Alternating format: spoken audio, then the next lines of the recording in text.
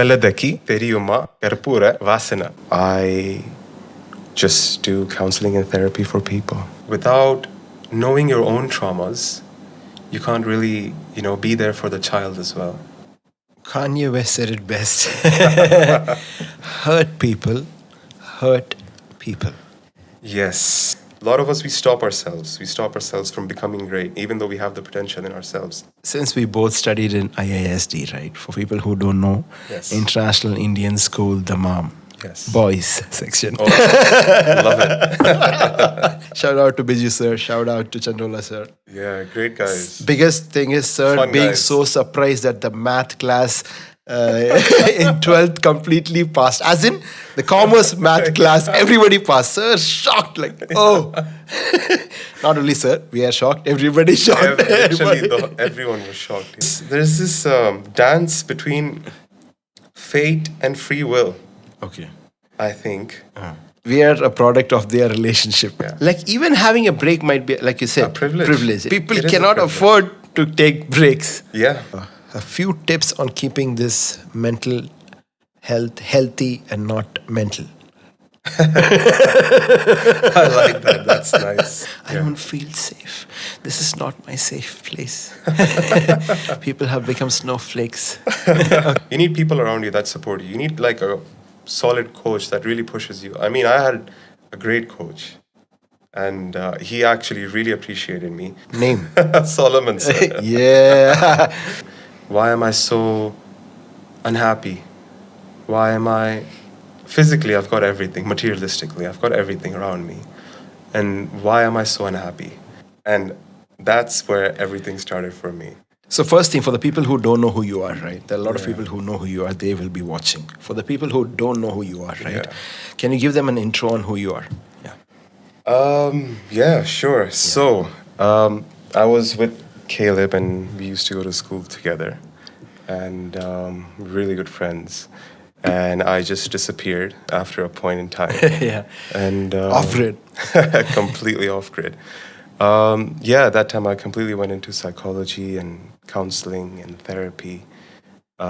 So I just do counseling and therapy for people. Yeah. And So work in this the is mental a health. this is a Yeah. counseling and therapy session. It's not. It's actually not. It's either for me or for the one people watching. Yeah. Yeah. Okay. So a lot of things to discuss, man. Yeah. So for people who don't know, tell them about Ahmed in say 6th grade, 7th grade. Jeez. What is Ahmed like in 6th and 7th grade? Ahmed was something else at that time. It's crazy thinking back. I was just a really happy person, really happy kid. Played a lot of sports. I was really into basketball since I was like 4. Yeah. So I used to play basketball a lot, football, cricket, just a lot of sports, just having fun, having a great time, and loving music. And that was me, I guess. Yeah, nothing to do with studies. Yeah, but you would say this, but so for people who don't know, right, let me tell you. I think I know you from 11th. Or I think I've seen you in this talent show.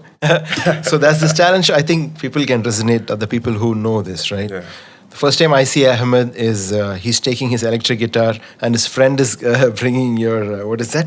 Amplifier. Amplifier, yeah, the amplifier with you, and he's on stage and he's just going off. For so many people, that's the first time we are seeing the electric guitar. Okay, you're already used to it by then. Yeah. So that's where I saw Ahmed first time. Yeah. But we really met in 11th grade, right? We did, yeah. Yeah. So so why this love for basketball, man, at that time? Yeah. That's a long... We have time, man. All right. I'll summarize it, actually. Yeah. I actually had a love for football. That's where I actually had my passion, my love. Okay. Growing up. Okay. But the thing was, I was like a chubby person. And people on the court, on the football ground, would never allow me to play football because I was just like this really physically unhealthy person. So don't tell me they made you the goalkeeper. Not Just even, block the goal, literally man. not even that. Not even that. They wouldn't even take me as a goalkeeper. So I was just like, this is bullshit. So the last one is pick that invisible guy and then let's go for Ahmed. Yeah. okay. Basically, it was like that. So I had like interest in football, but then yeah, it always used to be packed, the ground that I used to go to. So the basketball court was always empty, and that's where everything started for me. Damn. So I got a basketball, used to go to the court, play all by myself from like, I don't know, 4 p.m. to 9 p.m. or something, like 5 hours. Just like me at like 6, 7 years old, just playing by myself. Just you. Yeah. Okay. And then slowly you start, like one person comes here, one person, then you're playing and you're playing. As soon as I started playing, like the first time, I just got hooked. Like I was like, this is fuck football. I was like, this is more fun. This is This is even what better. it is. This is Yeah. my game. Yeah. Oh. Yeah. I don't think anybody knows how this started. But you play Yeah. all the sports, right? Then, Yeah, when you, I mean, get bigger, I think you were playing cricket also. Yeah. Well, Yeah. I'd say pretty decent. Yeah. what about athletics? Did you try something there? No, I wanted to get into high jump Okay. because I was playing basketball. I was training for like my athletic part as well. Like you jump and you're trying to dunk and all that. I remember we used to talk about was how much is your vertical jump? Exactly. You guys are practicing for the vertical. All calf workouts, trying to jump, trying to stretch, trying to dunk. Yeah. Yeah. I remember that. Man. Loads of You those used to things. tell me if you have to dunk, this portion should touch the rim. Yeah. At least that's like the bare minimum. Yeah. Oh, I remember that, man. And then you start off with like a tennis ball. Oh, okay. You get like, even if it's going like your palm, like halfway through the palm, you just start with a tennis ball. Okay. Just because you need to get used to dunking it. Okay. And then you get like a slightly bigger, like maybe a volleyball. Okay. You can just hold that. Or Okay. and then a football, and then you go on to a basketball. Basketball, okay. But obviously you need the jump first. Okay. Yeah. So, yeah. So, I mean, while you're talking about this, let's say something. Say somebody's short. Say it's me, right? What are your tips for me to increase my vertical jump? And, I mean, yeah, it's basically dunk. Yeah. Yeah. Exercises, The most- techniques. Yeah. Basic things are strength, Okay. and you need that quickness. Okay. Quickness comes, well, from plyometrics, you can say. Okay. And the strength just comes from lifting weights. But Okay. if you had to just pick one part, I Okay. would only go for plyometrics. What is plyometrics? Plyometrics is basically you're decreasing your reaction time.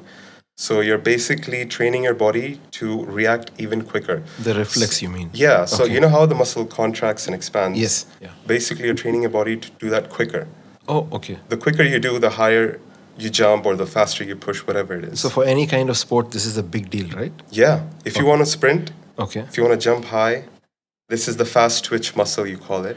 Okay. That's what you need to train, and that's what you need to focus on.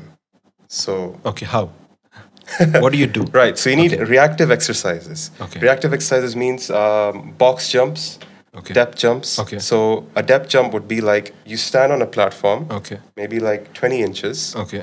or 30 inches, depends. And as soon as you hit the ground, you jump straight up. Oh, okay. So you're dropping. Okay. You're not taking your time. You just immediately. As just soon jump as up. you hit. As soon Okay. as you just touch it. Oh, You're not okay, okay. basically not even touching it. That's what you have to train your body, your So you're mind, basically your muscles. mimicking the process this way. This- Yeah. What you would be doing. Yeah, you're just Okay. making your legs quicker. Quicker, okay, That's it. okay, Yeah. So once you get that, I think your jump automatically increases after a while. Okay. That's the most important bit. And then I would say to add strength training as well. Yeah. Good, man. So people watching, they know what to do if they're playing basketball. Yeah. Yeah. Perfect. Yeah. What about, okay, this is for the jump, right? What about being good at the game for a long time? What do you do for consistency in basketball, man? This is a big thing because now basketball is becoming big in India, right? Yeah. Yeah. Yeah. The NBA is here, they're trying to do their thing. Yeah. So for aspiring basketball players, Yeah. okay, so what can you say to make sure they do this consistently so they can hit some place? Okay, it's all about developing instincts Okay. when it comes to any sport, football, basketball, any of that. When I say instincts, it's like you're not actually consciously thinking on the field, on the Okay. court. Okay. You practice things like you watch in the NBA or street basketball or whatever you're interested in. Try to mimic that. Try to mimic those crazy passes. Try to mimic those crazy moves or whatever. People think, you need the fundamentals and you just need to stick on that. But this freestyle, you can call it, it basically pushes your instincts to a different level. When you're not doing a no-look pass like that, Okay. or even in football, you're doing some sort of thing, right? You're just training your body to just not even think, just trust it. You use your body, your mind makes certain calculations, and then you pass. So you're just basically trusting and becoming so comfortable that you actually, as soon as you have had a glance, you don't even need to look.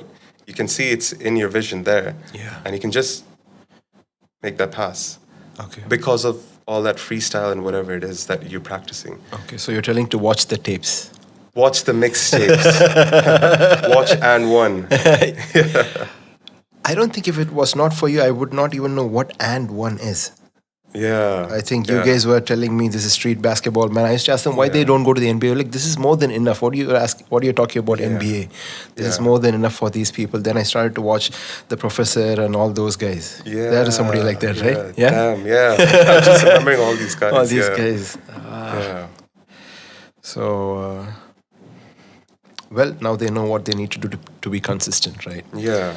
So, Yeah, people, you know what? People think that all of this is a waste of time, which I agree, because you're not actually going to use all those moves and all those fancy things. If a coach looks at you, seeing you doing all those things, he's going to be like, listen, at the end, you have to score. Football, basketball, if you're scoring, doesn't matter what you're doing.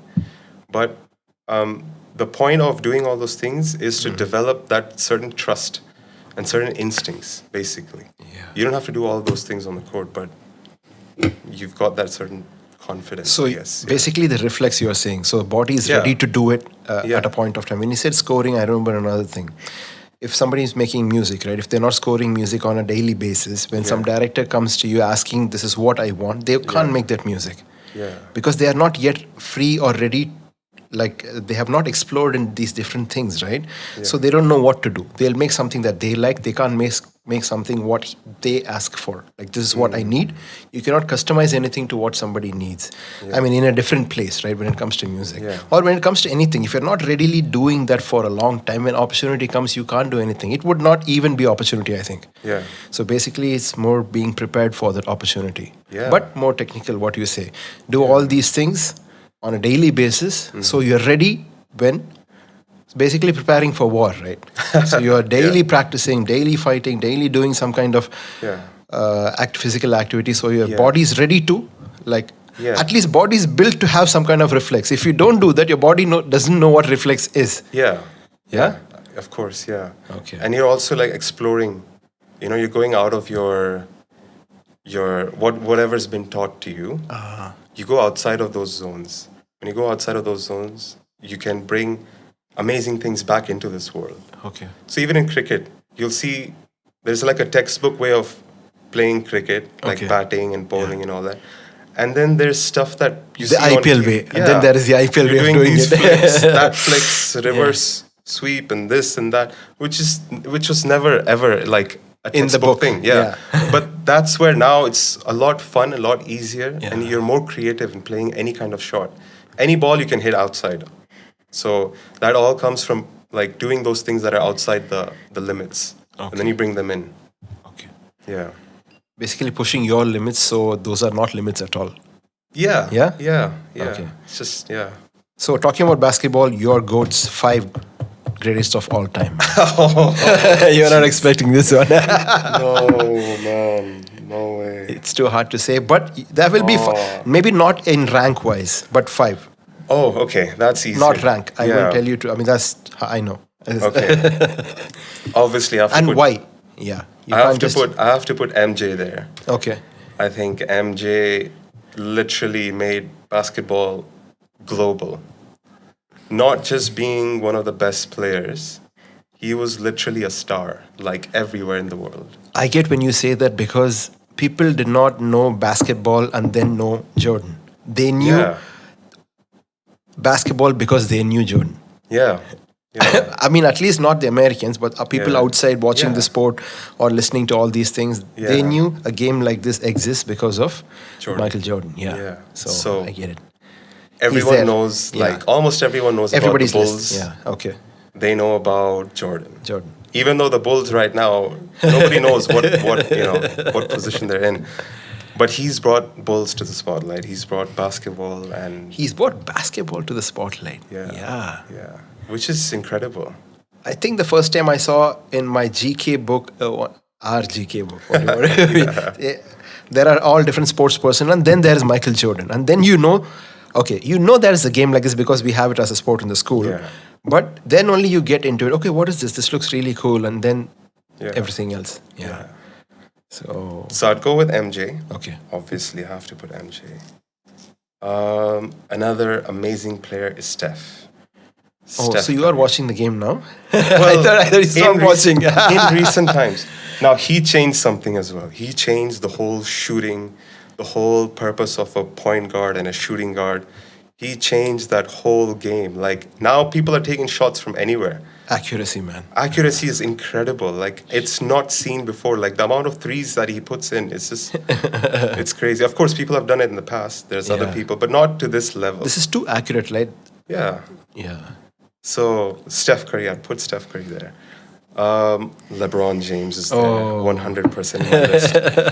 LeBron is the kind of person who doesn't stop. He will score from any team. He will score in any game. If you want someone who scores, like you just can't stop him. Even though technically, and you'll think about like how his game looks, Okay. it's not as clean as game of other people, but he scores, and you can't stop him. Everyone knows that you just can't guard LeBron. Consistency also, right? When Yeah. you talk about him, he's still playing. Yeah, yeah. I think he's one of He's the playing with longest- his son now. Yeah, yeah. There was this guy back in the day called Wilt Chamberlain. Okay. Okay. I don't Tall know. guy. Okay. I've seen clips, and basketball back then was a different thing.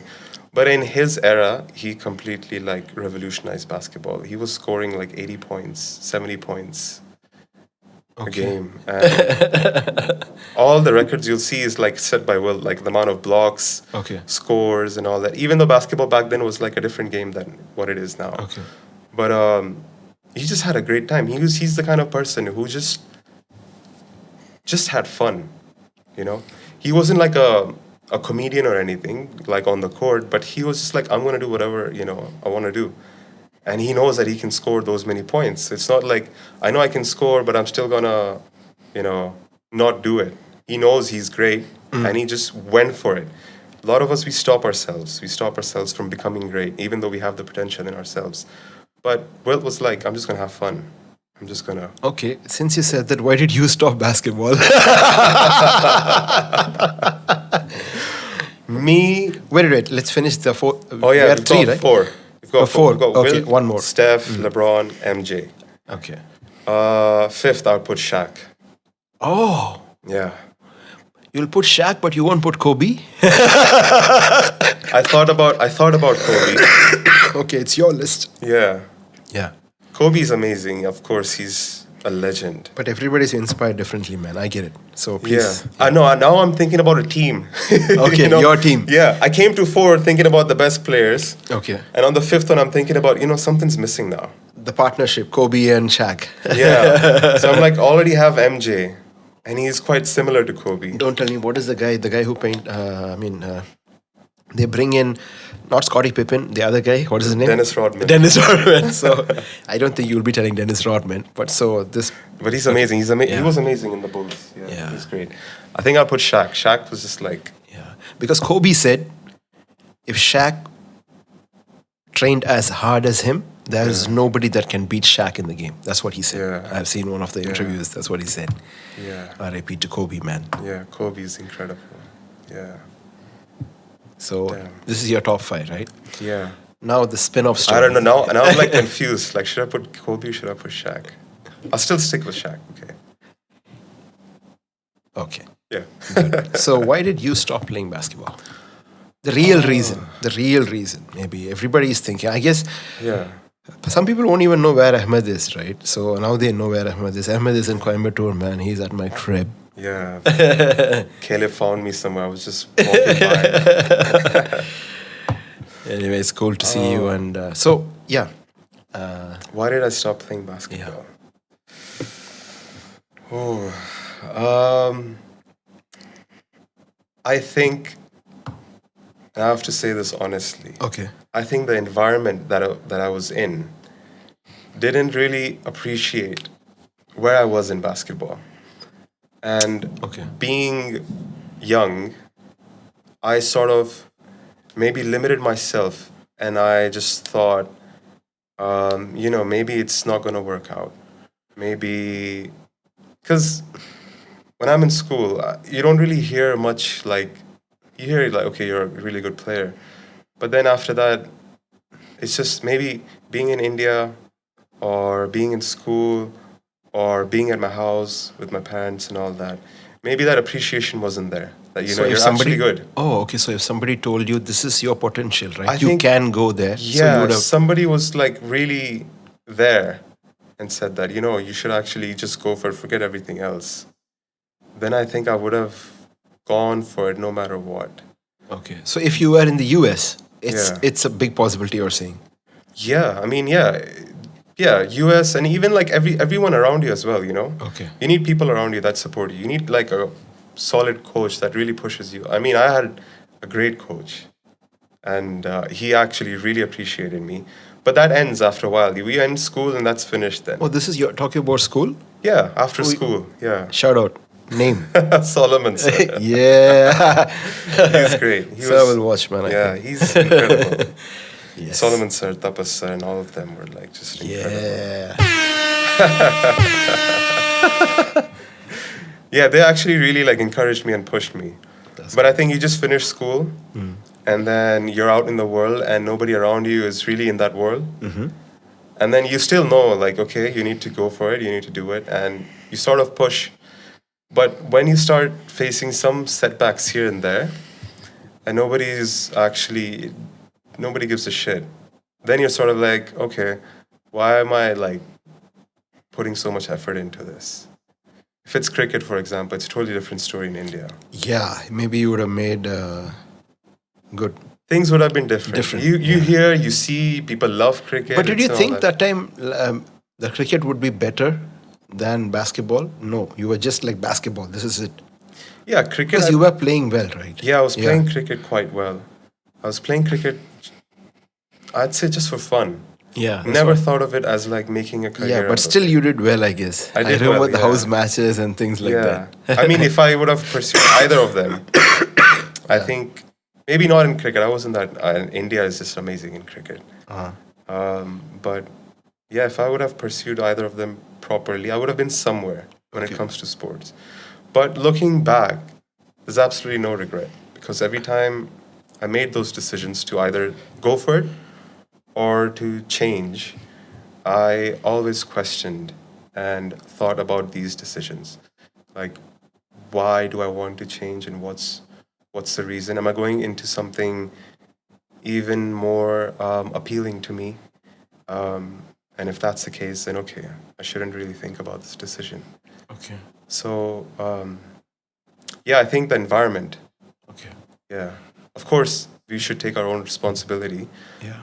But there's a bit of both. Yeah. It's the environment and yourself. Yeah. Yeah. Location. It is a big Absolutely. deal, man. It is a big Yeah. deal.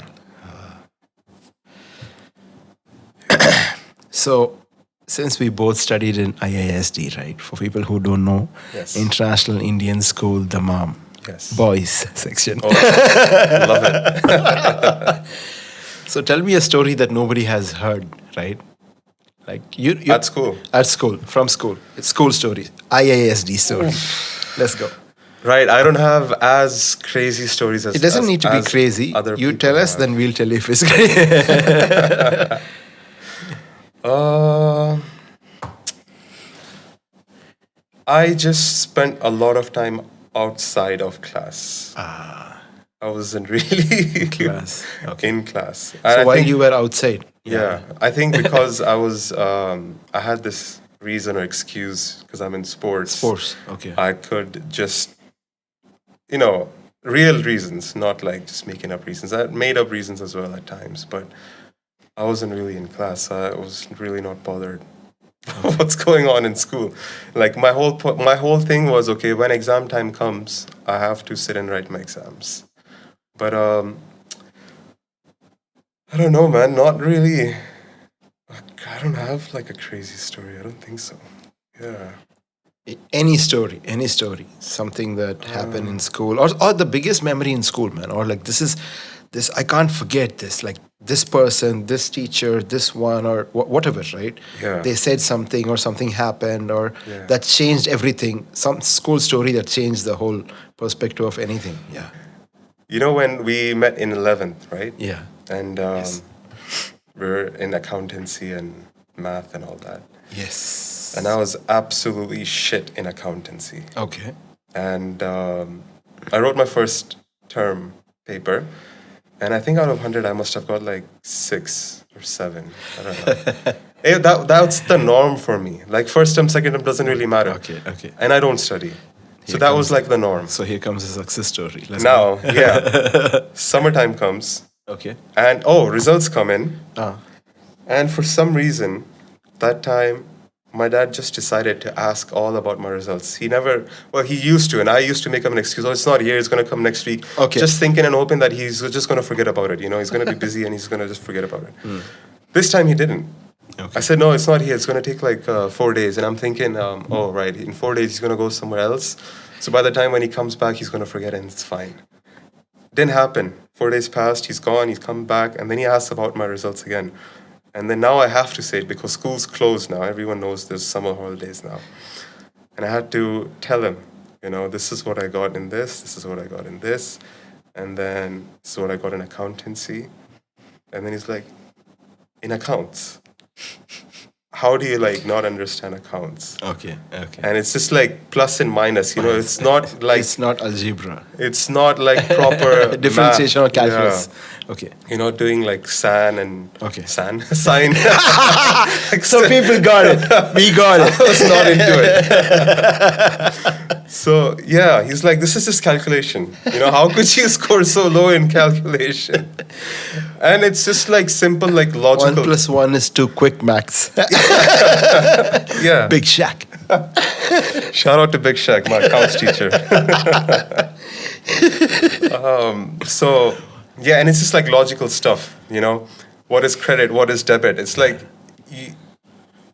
It makes no sense to get such low marks. So he's like, listen, if you want to do all your sports and stuff, Oh.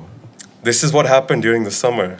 And I don't know. I still remember you told me about this, man. You had Yeah. to go to the class or extra coaching classes, or something. Yeah. So he said, you have to fix your counts, and then we'll think about your sports and everything else. Oh. So that was like a proper check.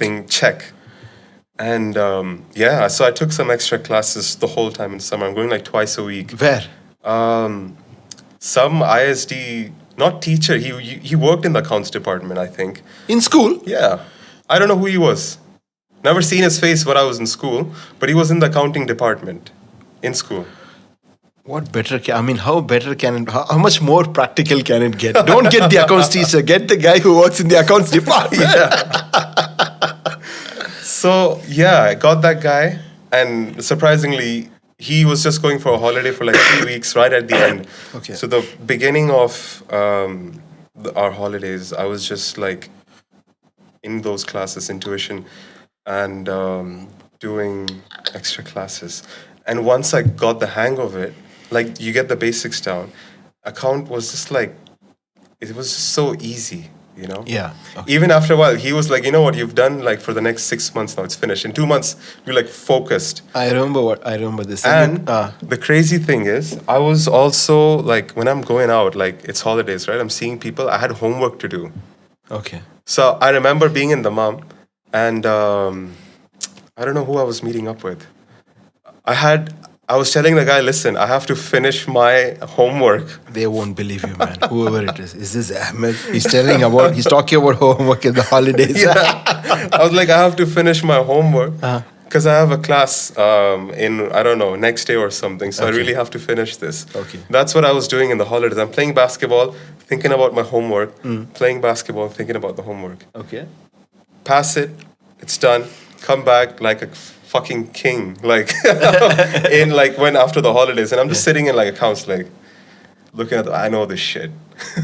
I can vouch for the story because we were talking about this, right? You come into class and ma'am, there was a sum that everybody was scratching their head and like what to do, and you already finished and showed to ma'am. I was like, what? Yeah. I still remember this, right? Yeah. So it hard worked, work. man. It worked. Yeah, that's what. Hard So work, it's not like he was not bothered about studies. He just didn't want to do it at that point of time. That's why you did. Right? Yeah, absolutely. I never felt like, I can't understand anything. I just like, I don't care about it. Okay. If I care about something, then I can do something about it. Okay. Yeah. So since we talked about one subject, we need to talk about one more. Oh, jeez. What are we talking about? I'm just kidding. You took physical education and this one, right? Yeah. You didn't have maths. No.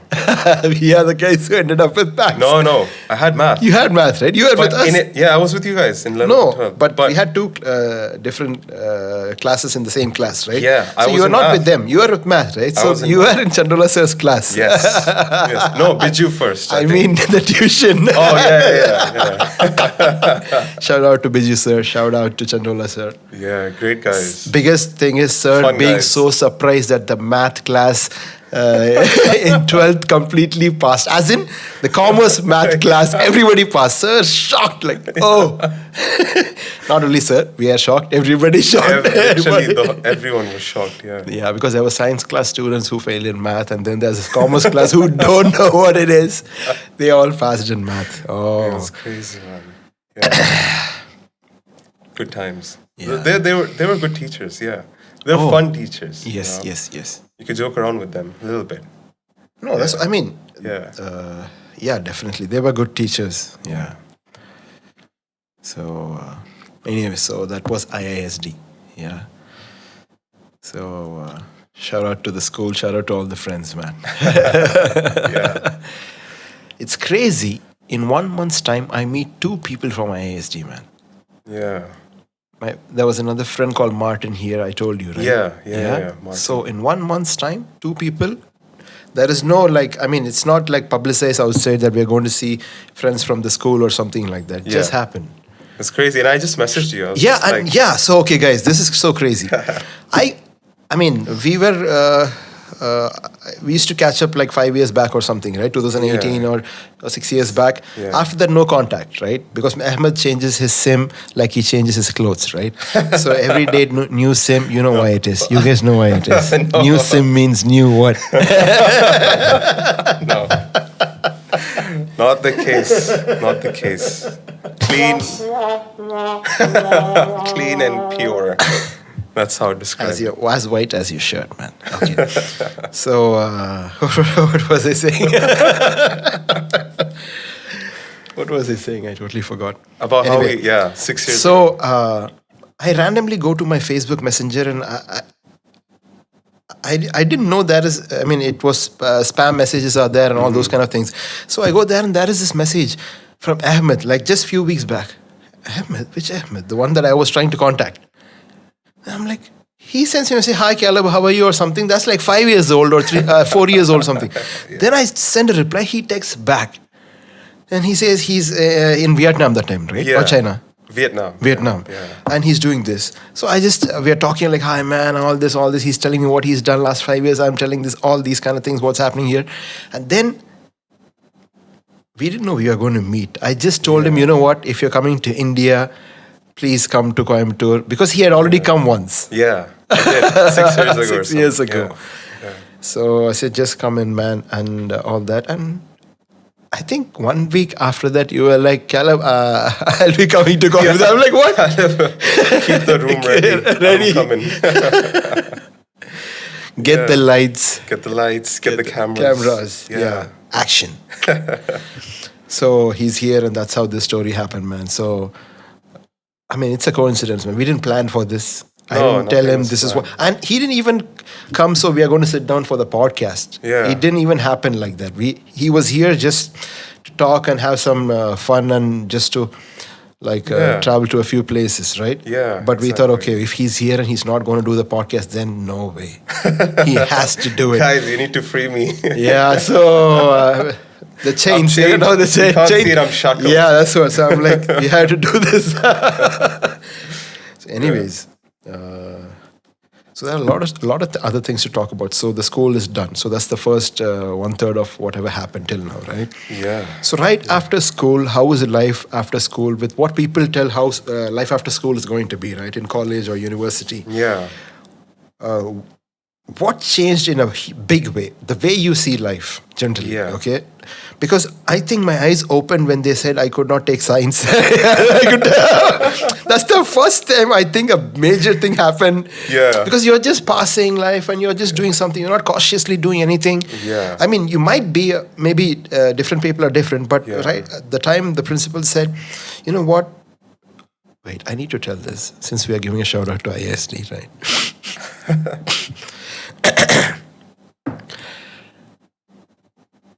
We were playing, so we didn't. I didn't get enough marks. I mean, I was playing, so I didn't get enough marks in mathematics, right? But I got enough in science, more than enough in science. Yeah. But they were like, take maths and commerce. How does it make sense? If I got less mark in maths, why would I end up taking maths? But anyway, it was the preliminary exam, right? It was Yeah. not the final exam. Final exam, we got more than enough to take whatever I want, and I stuck to commerce because of Brinda ma'am. Okay, I need to shout out to this teacher because the first day she took a class, it felt like, okay, there is more to life than these things that we learned till 10th grade, right? We Yeah. are always learning about science, whether it's physics, chemistry, or biology, right? Yeah. Mostly you're not learning about commerce, economics, and all business studies, basically Yeah. about business, like this is what business is, or there is another side to life that you need to see. I think few classes in, I go back home and tell, this is what it is. And first I get some kind of a pushback, and then they're like, fine, if you like it, then you do it. Then I go from being an average student to the whole section topper, just because of the fact that some teacher told me, Yeah. this is what it is. This is the other place, or this is the other side. If there is Yeah. science, there is commerce, right? Yeah. So this whole stream is there, and it can work out for you guys in life because of this stream. Yeah. Yeah. So shout out to the teacher. Yeah, she wherever was great. is. Yeah, she was great. She was real. Yeah, that's what. She She's one of those teachers who is a business teacher and also told us, you know what, I'm a business teacher, but she was keeping it real by saying what? I can't do business.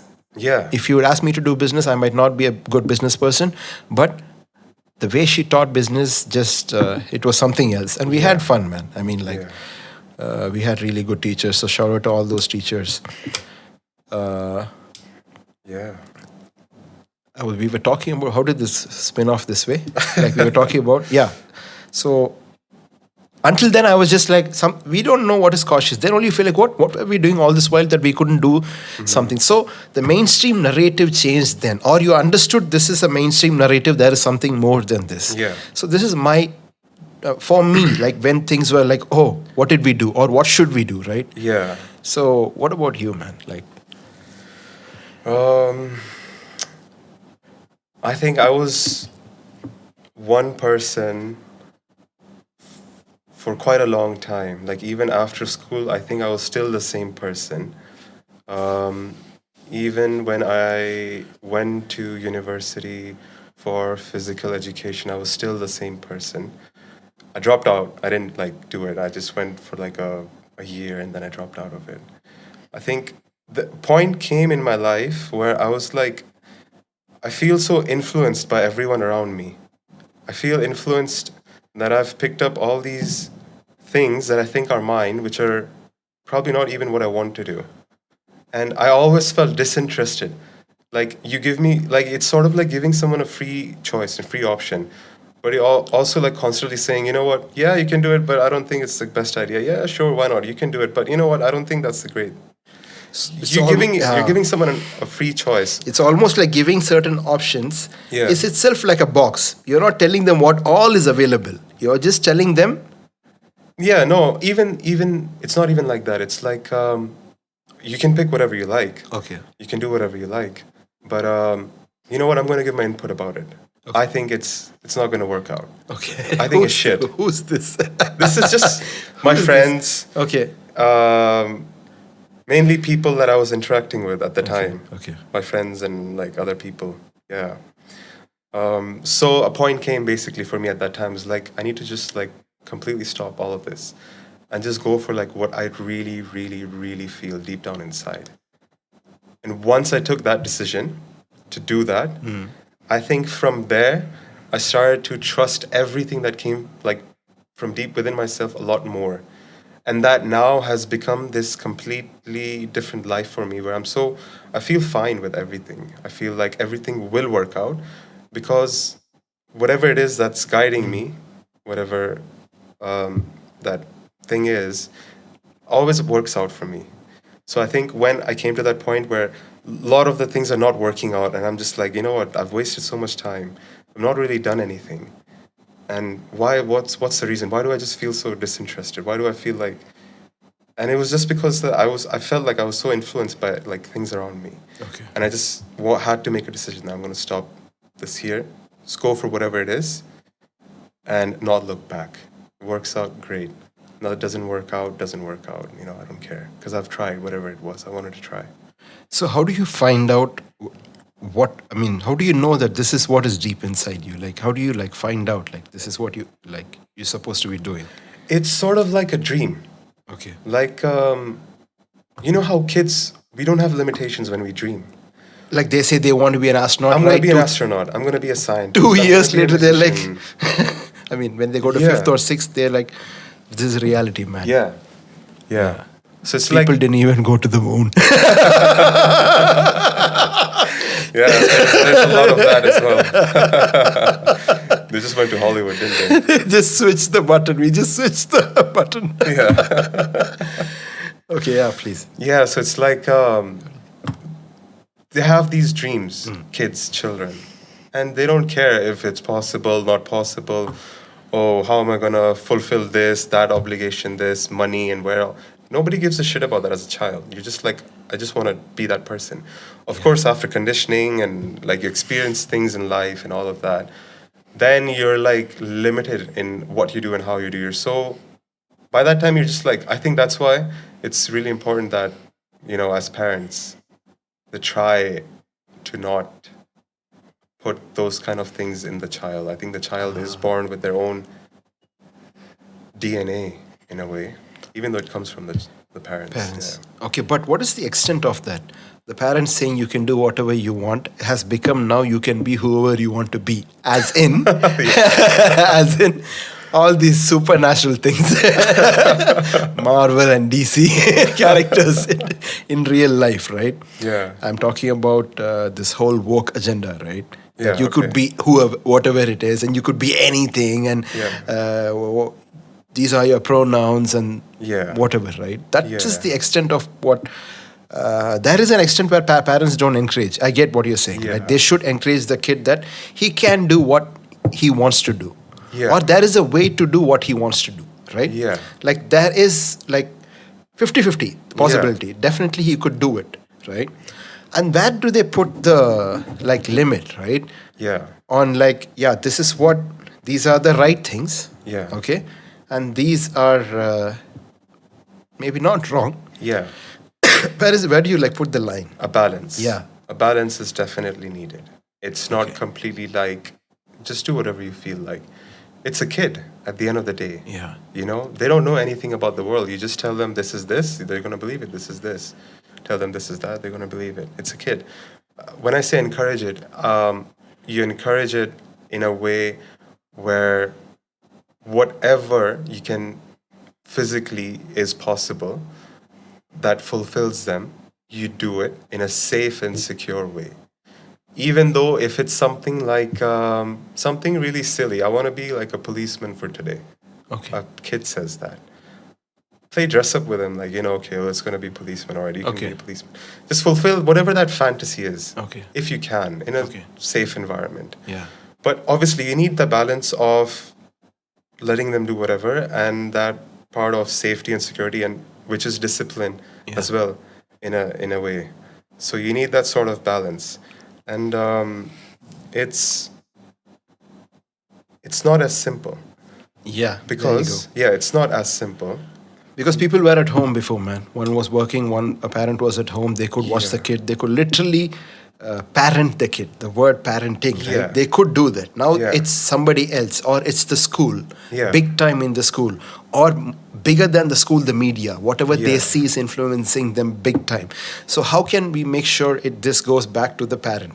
Because it's their offspring, right? I mean, they Yeah. should get the control or whatever you call that. Yeah. Yeah. So how do you like? Or what is your opinion on that? Basically, like a general. Yeah, I think parents' main responsibility is to create a safe environment for the child. Okay. What is a safe environment? Because even this word is thrown Yeah. out a lot. I Yeah. don't feel safe. This is not my safe place. People have become snowflakes. Okay, so Yeah. like that's what I get when you say strike a balance, right? There has to be like, Yeah. but people who don't even know what they are doing, and then they get a kid, and then they're trying to parent, and then how do you set this right? There's no one right answer for this. Okay, perfect. There you I don't think it can ever be, because societies are different, different cultures, different even sex, genders, or whatever you want to Yeah. call it. So there's differences that come in. So when you say safe, Okay. a child should receive obviously all the basic needs of food, clothing, and shelter, right?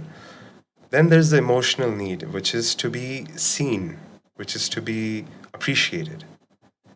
Okay. Child, when he feels appreciated, there is a sort of inner belief that children start developing beliefs Yes. in their childhood. Yeah. When they feel seen, appreciated, and even loved. Loved is also amazing. But all these things are quite similar, they share the same thing. Then they start to feel secure and start to form a healthy identity Okay. or a healthy image of who they are. Okay. That is a safe environment. A safe environment is where a child feels seen, appreciated, and loved. Perfect, man. Yeah. Okay. Like, of course, there's going to be things the child's going to demand, like, I want this much amount of candy or sweets and this, and you can't really fulfill because it's not good It's for not the good, kid. yeah. That's not what I'm saying, that you just become this permissive parent and you're just like fulfilling whatever the kid's needs are. Okay. But every time there's anger, when you say no, we can't do it, you explain it why you can't do it.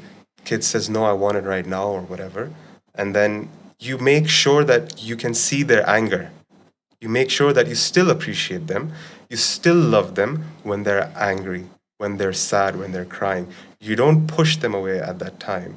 You're not like, I'm not going to talk to you until you calm down, or until, which I think in a way is, it's seen as okay.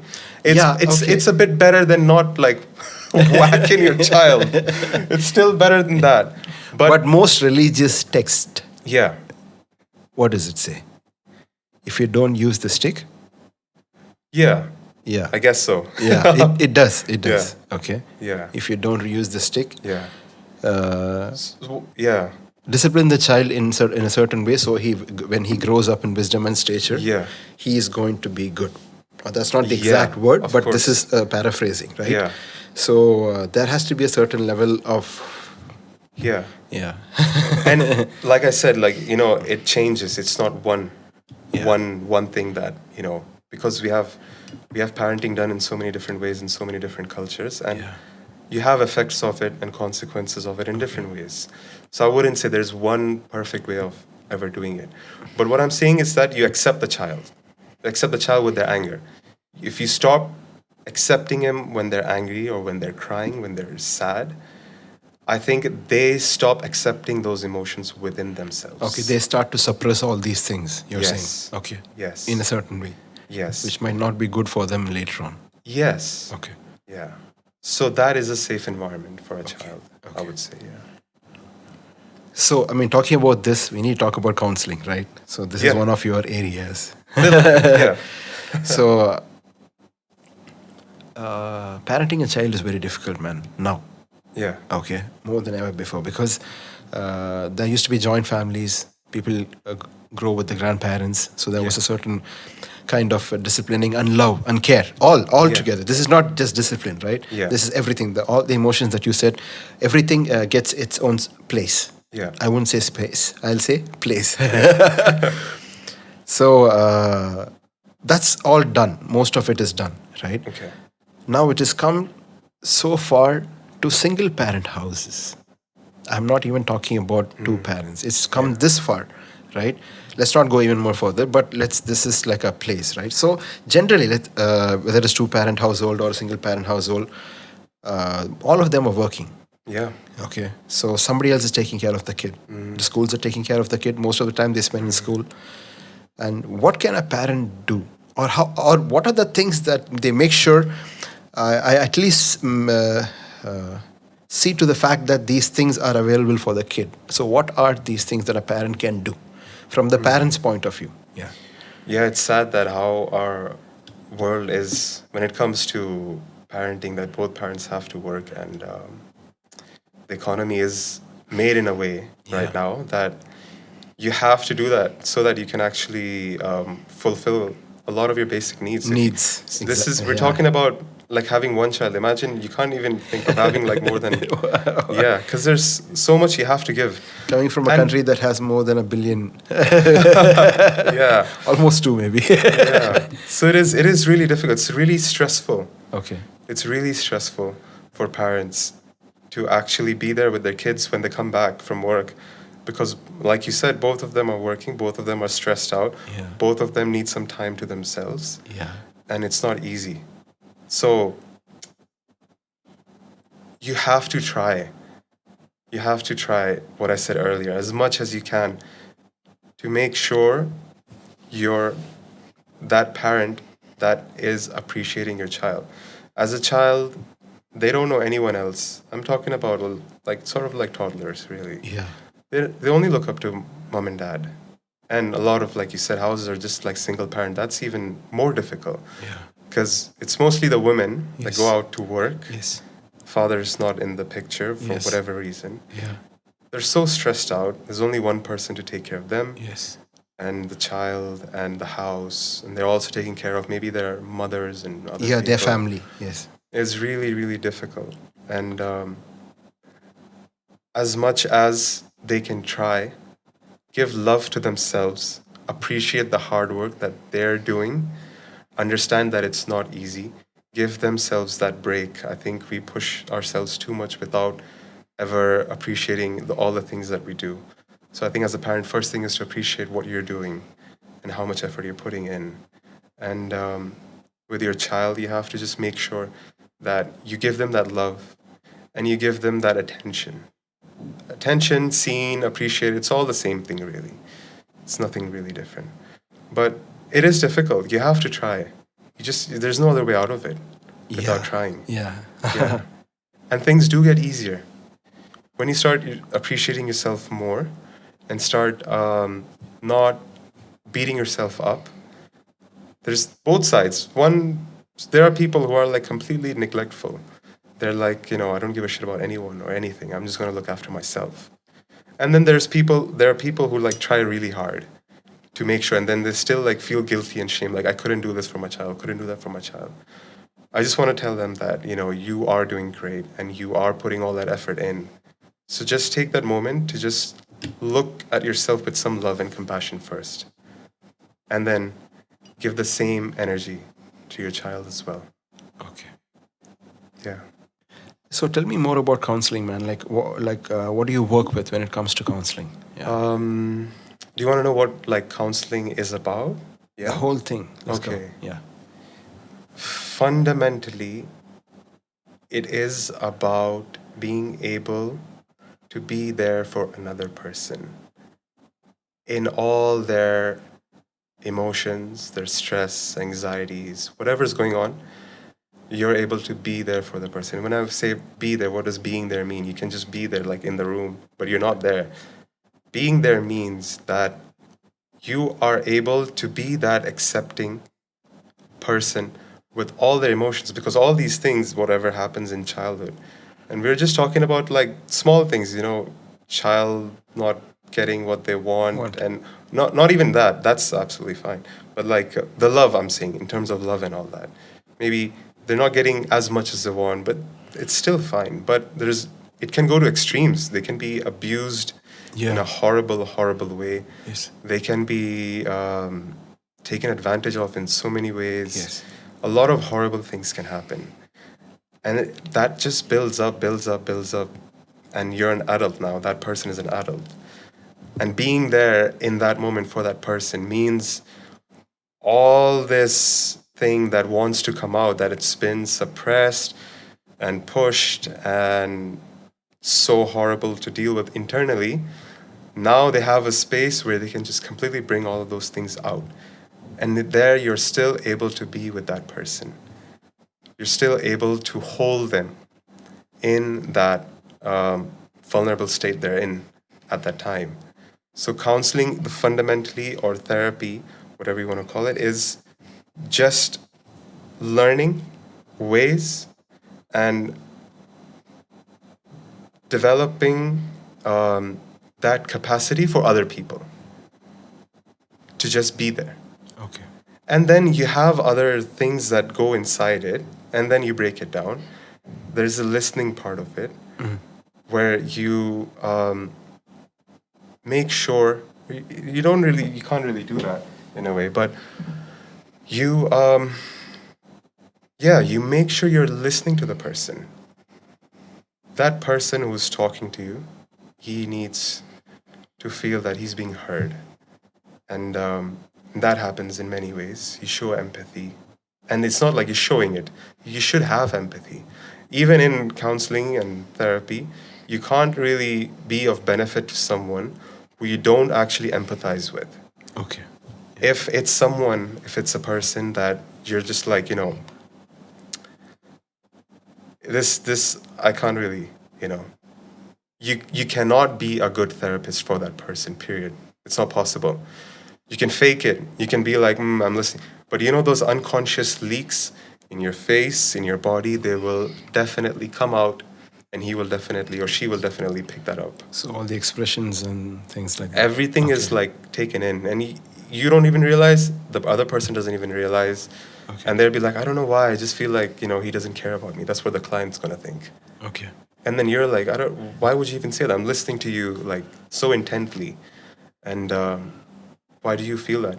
But he knows he really can't empathize with the other person, because he's like, I don't agree. I don't agree with, whatever things you've done in the past, and that's not okay for me. Internally, he's holding those beliefs, so he can't really empathize with it. So as a therapist, you also have those boundaries where you know that you're not going to be good for the other person. Okay. So when you're talking about empathy, right? Yeah. This applies to so many different industries. Yeah. Right? Your mind is in a place where when they start talking about something, you already know this is what it is.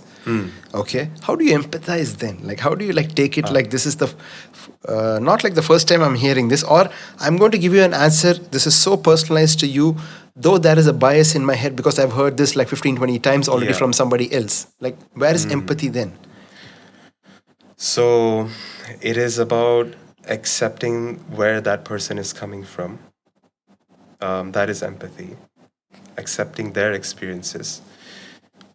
For you, you've seen it 100 times or 50 times or whatever, but that person just experienced it first time in his life. So you really have to be, I wouldn't just say being in that person's shoe. I would say in a way, you can actually, in a way, be a person, that person that you're listening to. And that is empathy, because you will only then, if you're able to feel those things that he's feeling, you're able to understand where he's coming from. And even though you have it in your head, you know where this goes. Seen it so many times, I understand it. That's still not your world. At the end, it is his world. Okay. So the answers that come from his or her world will be relevant to him or her, the client. So if you know what the right thing to do is, not necessarily it's going to be the right thing for your client or for the person. Okay. The client has to come up with their own answers, with their own solutions. Oh, okay, okay. So basically providing them that same space. Yes. So they get to understand themselves from the things that is. You're almost like a reflection or something, in a way. In a way, you're like a crutch as well. Okay. A lot of people are so damaged that they're not able to, you know, understand what's going on. So sometimes you do give those certain things, like you give certain input. Like, do you think maybe it could be this? Can you tell me more about that? Because in your head, you're as a therapist, you know, like, okay, most likely it's coming from here. You know, all of this, what he's saying, most likely is coming from here, but he doesn't see it, or she doesn't see it. So you're like, okay, tell me about your relationship in childhood with your dad. Why did I go to the dad? Because that's what I think the person's not really able to see in that moment. They're really blocked with everything that's going on within themselves.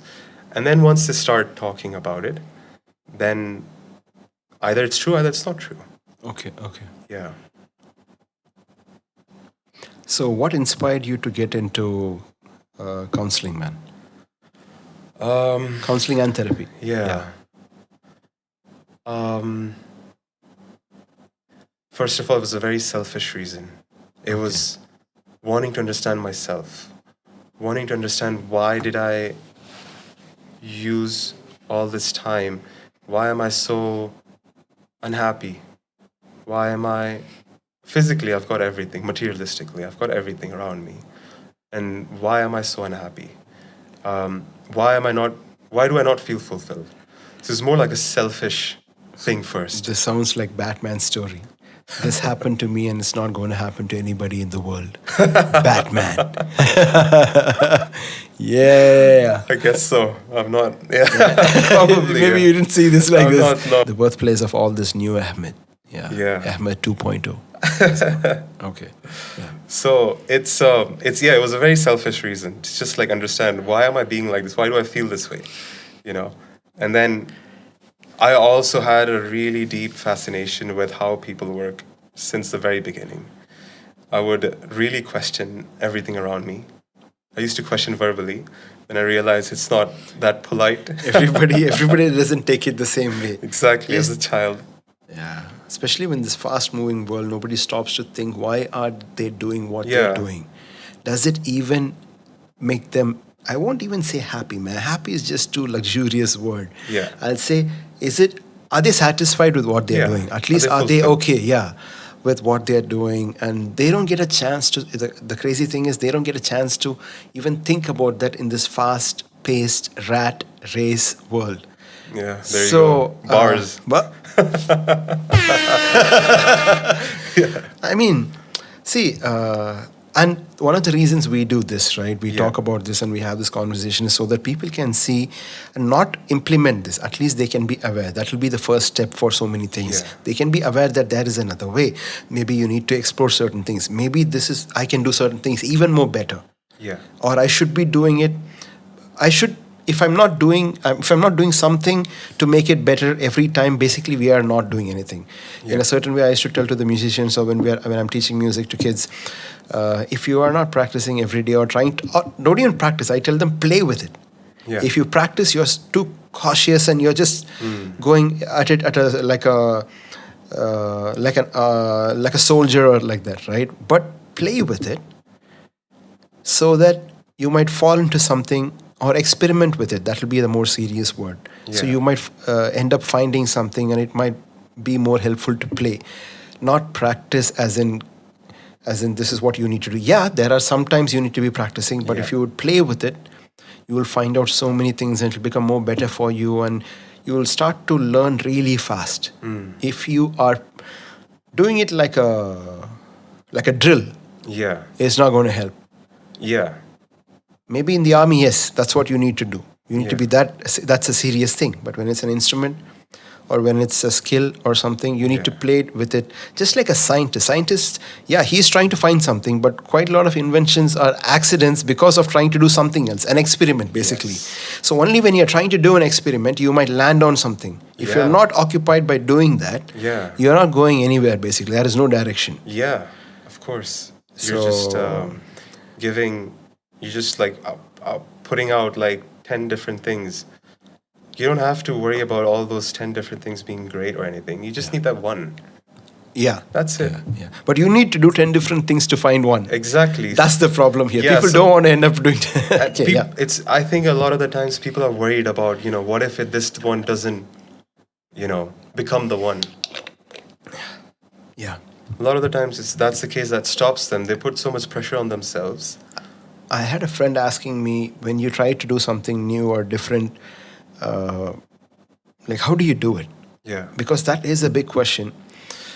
Because for some people, maybe like you said, you just want to do it and you do it. That's you. Yeah. Right? Most people don't even know if you want to do it, you can do it. They don't even know that. Yeah. They think it's not possible. Leave the finances out, leave the resources, leave all the environment out. Yeah. But the fact that they can do Yeah. whenever they want to do whatever it is, mostly whatever it is, they can at least start in that direction, especially with internet, especially with AI. Yeah. Yeah. Possibilities are infinite, right? Oh, it's amazing. So, I mean, that's what we are trying to show. I mean, when we have this conversation, or why we share all these things is not because somebody is suddenly going to become something. There is a possibility. Yeah. Yeah. And it's quite important. I think it's great to have these conversations. Because if you don't have the sharing of experiences and knowledge, you're not able to pick up from other people. You're not able to try new things. Yeah. It's quite important. Yeah. Because time is finite. Okay, you Yeah. don't have so much time to experience everything and then find out. Yeah. So listen to all the experiences of people who have experienced things, and then maybe Yeah. you don't need to like adapt everything and take it like a Exactly. motivation factor. Yeah. You will know there is another way to do this. Yeah. Or there are so many ways to doing so many other things. Yeah. Yeah. Yeah, it was just me, just wanting to help myself first. Okay. And then I think it was an appreciation and this fascination, of how everyone works. I think I always had that curiosity in me. Never really had a way to pursue it, And I think I found a way. Well, I always knew, but I never actually went for it. And then I did, and I just feel great that I did. I think it was... Being a big Nike fan, you're always with just do it. Just do it. Just do it, We exactly. are getting that endorsement soon. Free shoes. Yeah. So that's a good one, man. And tell us a little bit more about clinical and health psychology, man. How did you get into this? Okay. That's, again, when you're doing your degree, it's more like in the final year, basically, you have to opt sort of like Elective. your Specialization? your specialization. Oh. So I went for clinical and health, but I also took an extra one, which was can't even remember what it was. I think it was neuropsychology. I think it was developmental psychology. Okay. So like how it was to do more with genetics. Okay. So how you're born with certain genes, genetics, and how your brain forms, and the things that you experience even while you're in the womb, and all of those things, how do they affect you?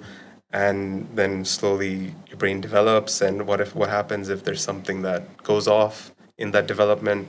How does it affect you? And how the bio and social structure works together hand in hand. Okay. Genes are expressing because of the environment, and you only have certain genes, and you can only express certain types of genes based on the experiences you've had.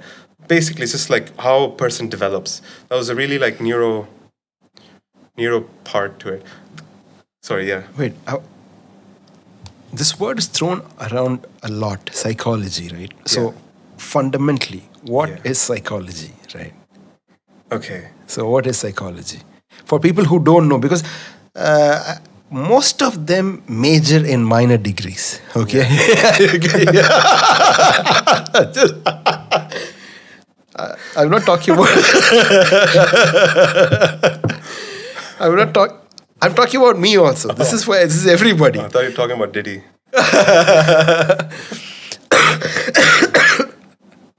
No, Diddy. Okay. So, I mean, when I see the West, right? Yeah. At least let's say that. At least people are here a little more understanding of what they want to do, and then they are doing. When I see certain things, some podcasts and certain events happening in the West, so many people opt for psychology. Yeah.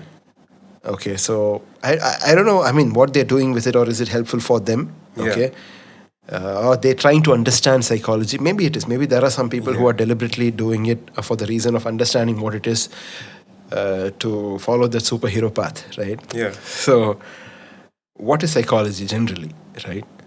Okay. Yeah. Study of the mind. Okay. And of course, that's such a vague term. Wait a second. So, Yeah. study of the mind. Yeah. Can everybody do it? As many people who do psychology, right? Yeah. Should all these people even be doing psychology when it's study of the mind? I mean, like that. If you have a doctors, there is an entrance exam. Okay. Yeah. For engineers, yeah. If you want to keep it in a certain level, there's an entrance exam, Yeah. and so does every expertise field, right? So for psychology, why is everybody? I mean, quite a lot of people picking this, and I think when you're going to learn about the mind, Yeah. you need to have something inside, right? Yeah. You get what I'm saying, right? Yeah. There should be a barrier in such a way that it only guys who at least have a mind enter into psychology. That's what Yeah. but I see everybody, I mean, quite a lot of people Yeah. entering into the field. So, I mean, what is your opinion on that? I mean, well, it just depends. Like, psychology is such an interesting place where you're sort of bringing in philosophy and science together. When you say mind, mind is talked about in philosophy, like, it just goes on and on. yeah, But you're looking at the psyche, yeah. from a scientific perspective. Okay. So it just depends from which angle you're approaching it. You can approach it from the philosophical, from the art philosophical point of view. You can approach it from the scientific point of view. Okay. You can have a mix of both. So it just depends. Whatever your approach is, that will be the requirement for the study.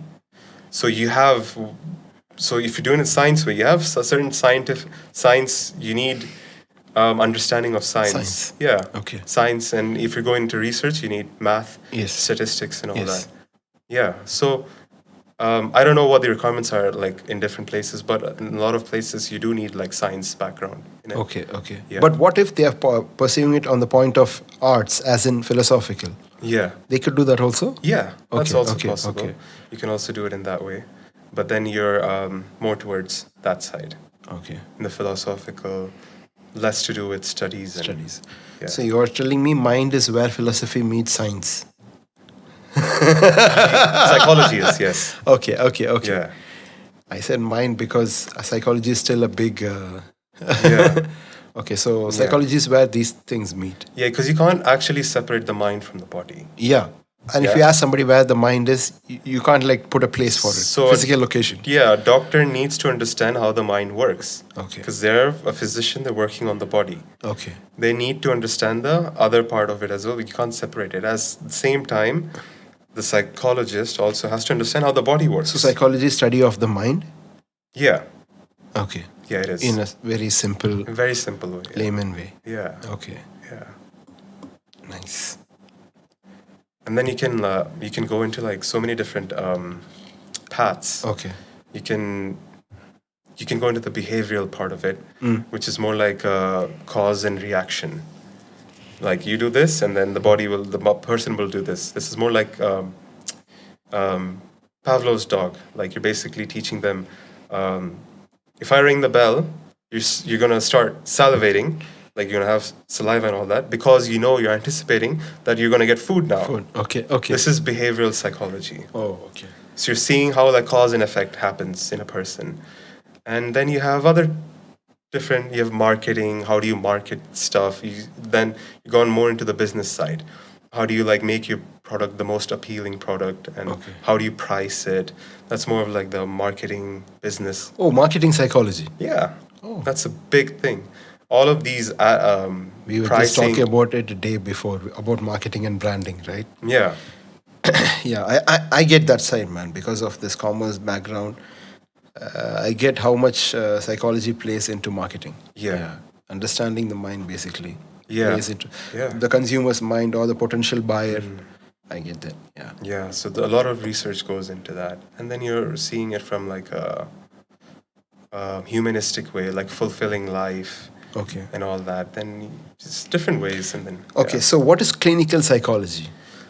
Clinical means you're dealing mostly with mental disorders.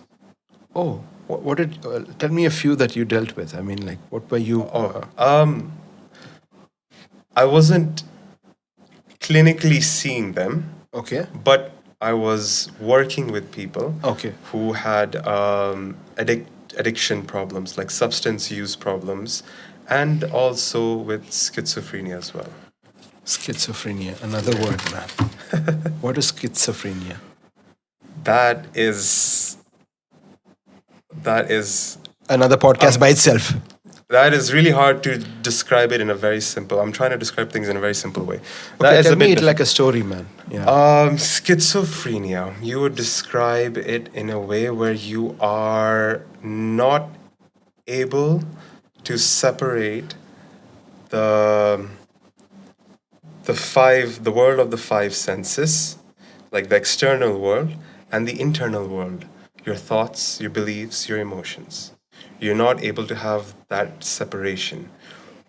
You're able to have such paranoia, for example, that you think something's going to happen in the real world. So that's paranoid schizophrenic.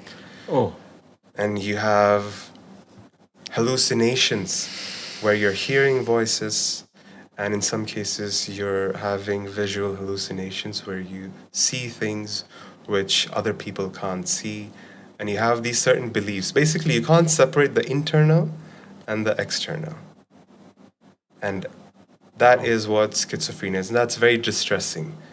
It's very distressing for the person because you just can't make sense. Imagine if your dreams are like your real you don't know waking if it's a life. dream or if it's happening in reality. That's what you're Yeah, saying. if you have a thought, it's so real that you think it is going to happen right now. If you think like there's like a chopper, a helicopter coming down to get you, it is so real that you just can't separate it. That's not really going to happen. But those beliefs are so powerful and so strong that it's just really hard for a person to make sense of anything, themselves, the world, whatever. Do you want me to continue more? Yeah. So there is a lot of there's a lot of research and study done on it. Like, why does it happen? There's a clear connection between drugs, Okay. and I think people are aware, especially cannabis. Okay. I don't think people are aware. If you really abuse cannabis, Okay. you can develop schizophrenia. Oh. Yeah, a lot of people that I've known and seen, it was just purely cannabis use that started these episodes for them, and it's not on its own. There's certain factors. What happens is cannabis really like makes it like 10 times faster. There's something in the background, right? Something happened in your childhood.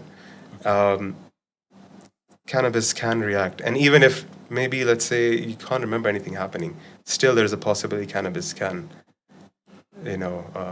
create schizophrenia for a person. So there's drug use, cannabis specifically, there's others as well. So these are the factors you're saying. Yeah, what causes it? What causes? Okay. Yeah, there's childhood extreme, like childhood trauma, childhood abuse, Okay. sexual abuse.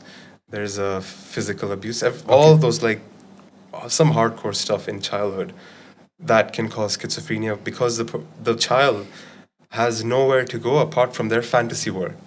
The external world is so horrible, it's so disgusting that there's no escape. So this is the coping mechanism of the mind. Yes, Okay. yes. It's a way of coping with whatever's going on. Oh, So you just start escaping in your inner world. okay. And for a child, it is, in any ways, it is sort of hard to separate imagination with the real world. And slowly they understand these are two different things. But if things happen there and they're living in their imagination while in the real world and they don't develop that difference, they carry it with themselves in adulthood. And then there's proper chance of schizophrenia. So, like, how do you treat them? I mean, it's a big topic, yes. Yeah. But what are the ways that you do this? I mean, in your line of work, It how do they treat them? Depends on the severity of it Okay. and how long it's been there, for how many episodes a person's had. Okay. There's no 100% successful outcome, really. What it is that those things can stop, and they can either stop forever, which is great for a person, or something can trigger and it can come back again after 10, 15 years, 20 years. So the treatment, because you're working with a mix, you're working with those experiences that they've had in the past, you're working with the damage that the drugs have done to your body and how it's genetically changed your wiring in your head. So you're working with different kinds of things at the same time. So you can never really say for like 100%, there's a 100% outcome that you can treat it by doing this, by doing that. Okay. There's a mix of everything that goes into it. How do you start to treat it? That is a better question, I think. Okay. Of course, there's the diagnosis that you have to make. Okay. And that's done by the psychiatrist. Okay. Psychiatrist would have a whole list of questions and, of course, how you're behaving and all that and all the things you say. And then they slowly start to make sense of your world. Okay. And How then you they see things. Yeah. Okay. They realize, is it hallucination? Is it visual?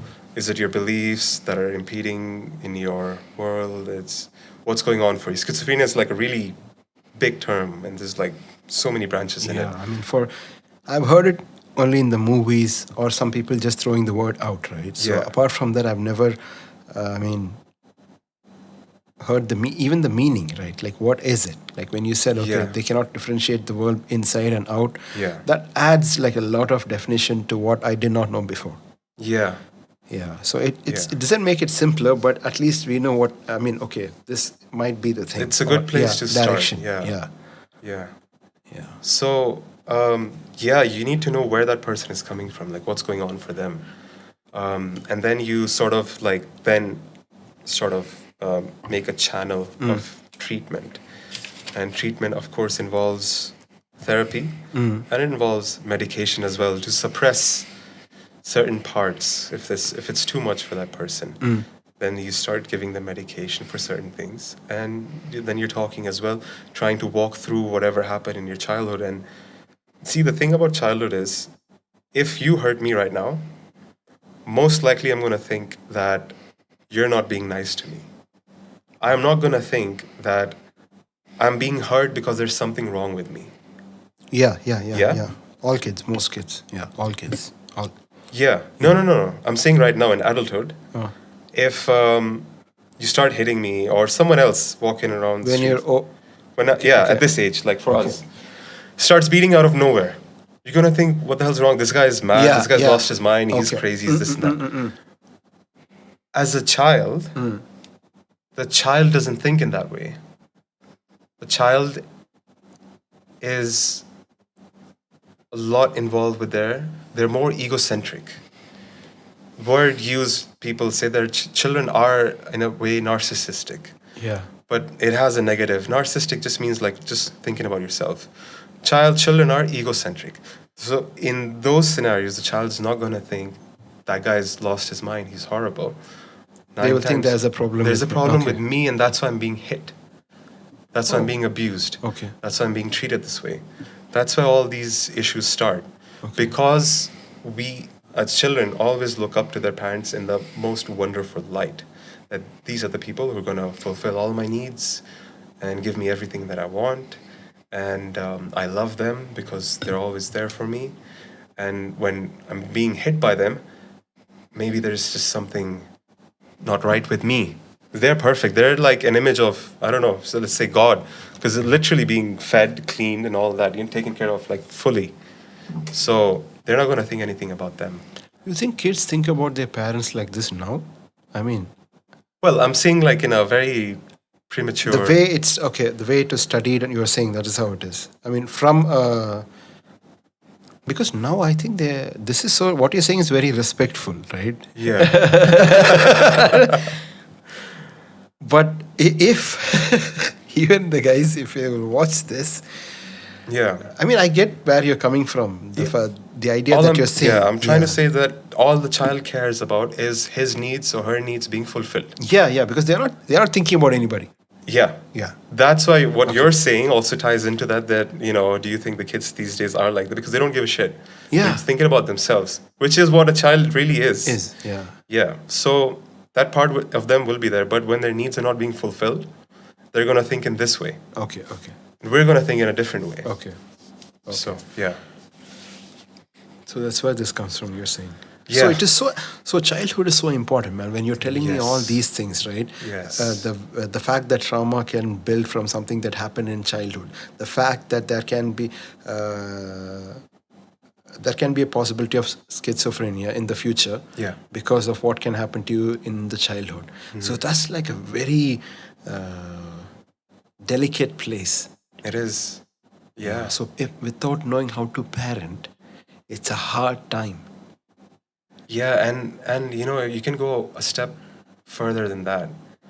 Without knowing your own traumas, you can't really, be there for the child as well. People don't even know what they want to eat for lunch and breakfast. They are not going to know what their trauma is. I think maybe after this they can think about it. Yeah. I mean, as in think about it, I mean, I don't mean like on the superficial way, just think about it. Yeah. They might understand that maybe it would work when it starts from them. That's what you're saying. Yes. Yeah, they can understand this better. You can read parenting books. You can Okay. do all of that. But there's certain problems that you face within yourselves emotionally. Yeah. I think you're going to have a difficult time feeling natural and being that person for the child that, you want to be. It won't come it won't come naturally. But it is still a good step to know, to be aware of, of yourself. I think that's a good starting point. To be aware. Yeah. Absolutely. Awareness is the best place. I think it will start from this. I mean, when people listen to this, it will start there. Yeah. So, while we're talking about this, I want to talk about depression, right? Yeah. What do you think depression is? Is this away from your thing, or does this come into what? No, it does. It does come, Yeah, right? it does. Yeah, come okay. in. So, what is depression, right? Because I don't know, man. Truthfully, I don't know. Yeah. Because you can look at life at a certain way and you can just keep on going. Maybe you might not face everything that everybody is facing. Yeah. So when somebody tells me depression, I'm telling you, you're in a luxurious place, so you can talk about depression, man. If I'm like hustling in a certain way, I don't know what it is. Maybe it is there, maybe it's not there. But I know whether I'm depressed or not, there is a certain discipline that tomorrow morning I need to wake up and do all these things. So yeah. That's true. And depression, I'm saying depression is a luxury. yeah. I understand what you're saying. You get what I'm saying, right? Yeah. Like to sit and worry about it and make more problems come your way, Yeah. right? I'm not saying forget it.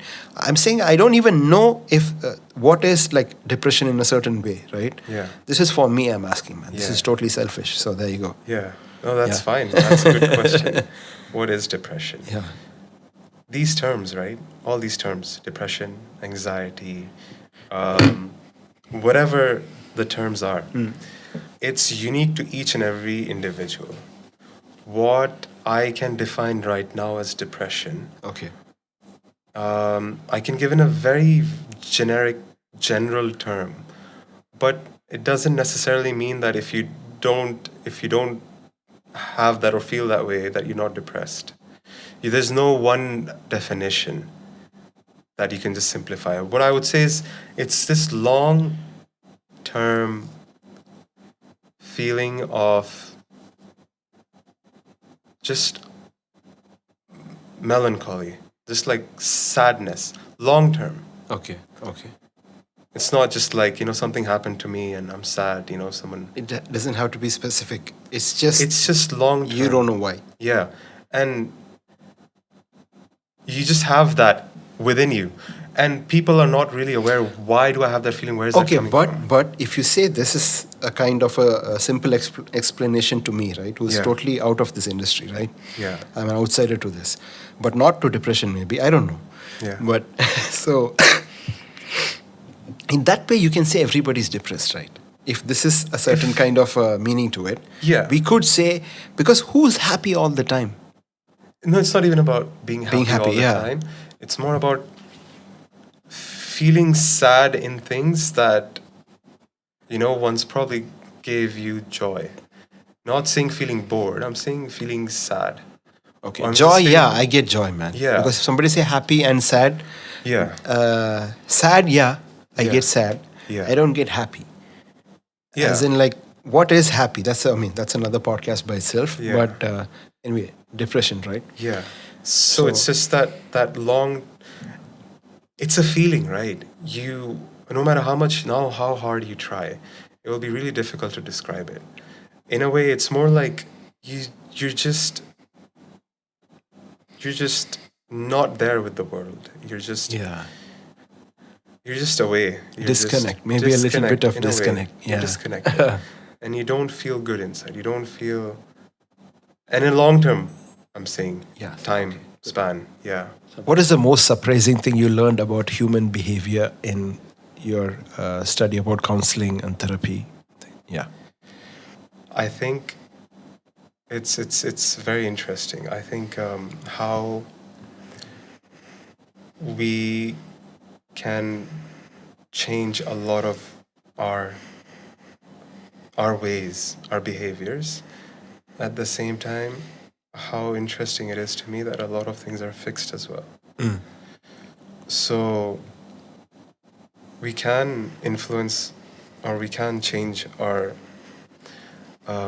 ways, our behaviors, but at the same time, there's a core to us which you can always recognize in a person, no matter like whatever happens, you can still recognize that.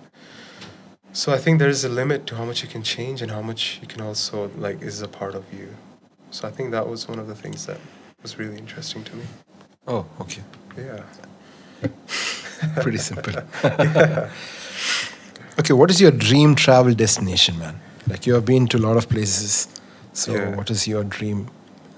Okay, while you're telling this, Yeah. I mean, you can tell this later, right? You can, Yeah. this destination. Before that, I want you to talk about traveling. Okay. Traveling. Why do you like traveling so much? Why are you traveling so much? Or when did you first think that you should travel? Like, why travel? That's it. Simple. Why traveling? I can't speak for everyone. I'll Yeah. speak for myself. What traveling does for me is that, first of all, it just takes you out of your daily routine, your environment. You're stuck in that constant cycle of whatever you're doing. You're working, or you're studying, or you're probably just spending time in a city where you've been brought up, you've grown. It just takes you out of that place completely. And then you're in a completely new place. With around new people, new environment, new climate, new everything really. And your brain tries to or starts to adjust to that new place. So in a way, you're like opening up your brain. You're opening up your mind. When you're seeing new things, when you're in a new place, when you're talking to people who probably don't speak your language, and just trying to communicate, you just also understand how other people work and how other people live their lives. I think that just gives a different perspective to things.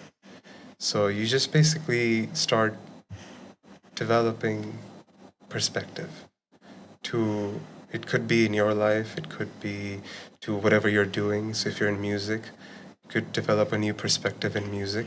What kind of songs, those kind of people they listen to and what kind of songs they enjoy. So it's just about perspective, I think. It just grows your perspective. Then you move to a newer place, a different place, and then it's completely something else. And then you're adjusting to that. And you're taking bits and pieces of it and also like making it part of yourself as well. So I think yeah, it helps in that. Outside of that, it's also lots of fun. Yeah. Yeah. Suddenly, when you were talking about the music, no? Yeah. Rick Rubin came in my head. You know who Rick Yeah, Rubin? yeah, I've heard of him. Suddenly, when you were talking about this, and I was looking uh, it sounded like Rick Rubin. You'll know what I'm saying. I think. Yeah, I get what you're saying, man. Because even in a place, I think Yeah. we just talked about, even in a house, Yeah. okay, there are different rooms. Yeah. When I would compose music in one place, it's different from another place. Okay, so the environment makes you do something different, or Yeah. start with maybe not much different, but it's going to make you feel something different, so you compose something different. So that is the same extension to traveling, and being in a different place is going to give you a different perspective to do whatever you have to do, Yeah. be it whatever. Yeah, I think. Yeah. In my case, it just opens up my mind. Yeah. A lot of people travel for different reasons. Some people just like to explore the city. Some people travel to try food. Some people just travel for so many other reasons to, I don't know, historical things and gain like knowledge about things. Some people just travel to relax. So I think, yeah, no, that would be a holiday actually. Traveling would be slightly different. Traveling is more like being in their culture for a good period of time. Okay. Yeah. Culture as in travel itself. Yeah, like a different, no, like a different culture, like a different country's Okay, culture. okay. Yeah. Okay, to explore different culture. Yeah. Okay. Yeah. How has travel helped you with? Things in my life? Yeah. Uh, Like specifically, just give me an example, or it can be a Yeah. little more general, depending upon how you want to say it, right? yeah. Okay. So, let's say I have a certain view of things. Like, I probably feel like, or I'm used to comfort. I'm used to having a certain lifestyle. Like, if I go out, I'll have a car, sit in that car, go somewhere else. And when I reach that place, I know I'm going to eat like full, I know what kind of food I'm going to eat, and everything's comfortable. When you're traveling, sometimes you don't have those things. Yeah. And when you don't have those things, what happens is, you start to appreciate what you have in your life. If you go to, let's say, a country that's a lot different, maybe economically it's, very different. I get what you're saying. Yeah. It adds value to the phrase "home sweet home." Yes. Yes. Yeah, right. And So it- only yeah. you understand this is so good when you don't have it. Then when you come back to it, like, damn, I didn't even know I had this and I had this. Yeah, exactly. That's what it is. Yeah. And also, if you flip it around and you go into a place that's it's so well developed and You it's- didn't know what you were missing. yeah, then Yeah. you understand the opportunities out there, or like how things can be run so well, and how things can be so easy, quick, and fast and smooth in different countries. Like things, if you want to get from here to there, it's super fast, super simple, and you're just thinking like, oh, it'd be nice to have these things as well in life, and maybe we should strive towards these kind of things as well. Yeah. So it's just perspective, I think. Okay. Yeah. That's a good one, man. Mental health is a big thing. Okay. everybody's throwing this word around like, but what about my mental health? What about my, Yeah. what about, yeah, my mental health, right?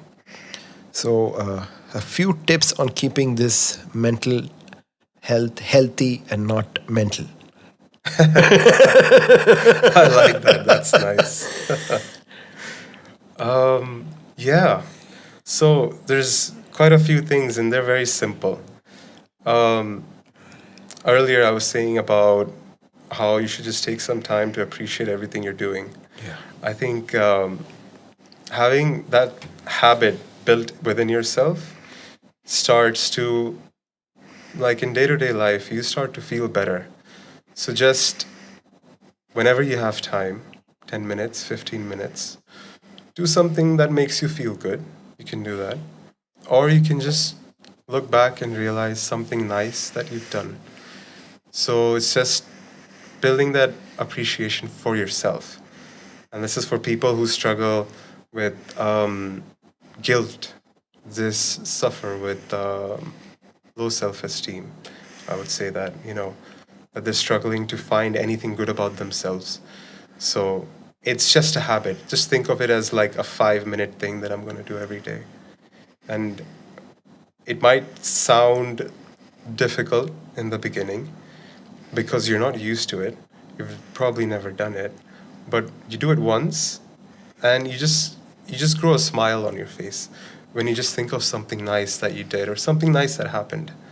So that habit every single day changes the sort of relationship or the belief you have about yourself. That in itself it does wonders. So I would say that would be one of the easiest things to start with. I think this is what religion says, being grateful and thankful, right? Yeah, yeah, Some guys ahead of time, I mean, understood this yeah, in a very deeper level, I guess. yeah. Grateful for everything you have, You have, thankful and to thankful, people, yeah. So, and also appreciating things that you do, the effort you put in. okay. I think that's a good one. Yeah. Okay, what are some unknown ways where people carry trauma? I think it's nice to define trauma First, because, yeah, yeah. I think the word is used a lot. Trauma is the word trauma basically means a wound, Oh, right? So when you get hit, there's a physical trauma, and in medical, whatever, in A&E, you'd be like, he has wounds, trauma, I don't know, whatever they call it. But trauma basically means a wound that's open, that's not healed. It's there. It's yeah, trauma is wound. So the wound could be, like I said, physical. You could have a cut, you could have a bruise, whatever, on your body. At the same time, traumas are also emotional. So those wounds are not really healed to for like if you have a trauma on like on your physical body, you need to give it whatever attention it needs, medical attention. You give it some time and space and it processes and it heals itself. The same way it's our emotions as well. They heal themselves when you let them heal. okay. If you don't let them heal and if you keep Always like poking. poking it Yeah. and there's not the right kind of support or whatever to let it heal, it never heals. And trauma is that wound that a lot of people carry in many different ways, and it comes out in many different ways. It can come out as just feeling incompetent, like you can't do anything, you're not of any value, you're not worth anything, just like things that are like low self-esteem things. And you, because of your experiences in the past, you will develop certain kinds of beliefs about yourself and the world. Yeah. So that's what trauma is. It's actually not, you can't really say trauma is what happens to you. It's more like how you interpret what happened to you, Okay. which means everyone's sensitivity to whatever happens is different.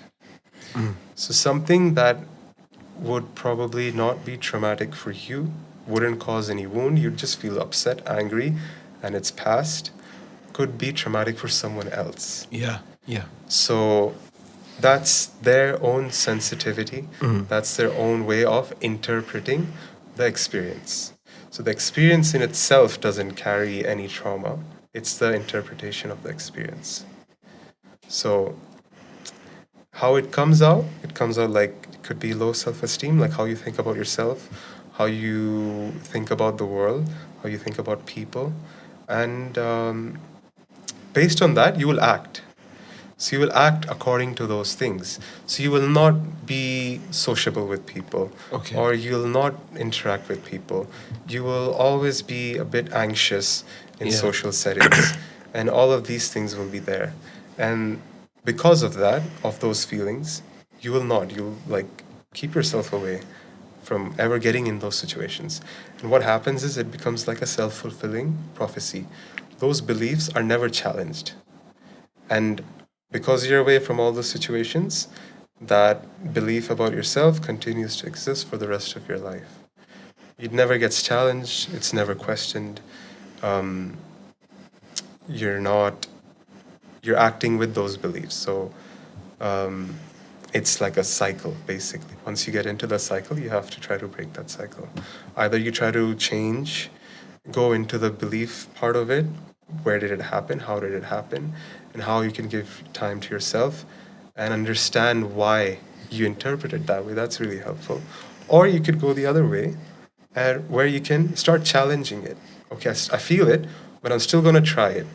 All these things that I feel inside myself, I'm going to go and try it. So people go this way, that way, they can mix both. Whatever you do, you're just basically trying to get out of that cycle. Kanye West said it best. Hurt people, hurt people. Yes, that's it. That's it. That's actually it. And what happens is that a lot of the time when we recognize, everything that happened in our childhood, in our past, that created the person you are in a way, we start having this hatred or blame towards our parents or whoever brought us up. Like, why did they do this? Why were they like this? Because of them, I'm like this, I'm like that. Yeah. But it's great that you realized it, that it came from there. But it's also even better to understand that they are also a product of what happened to them. Yeah. And it's quite difficult when you're yourself facing and feeling all these things to actually even think about someone else. So as much as the things that happen to you, you have to realize that it's just being passed on. Cycle, you said. Yeah, yeah, That's how I remember this one. yeah. It's all relative now. So other than basketball and other than the things that you are passionate about, you're also Yeah. passionate about music. Yeah. Yeah.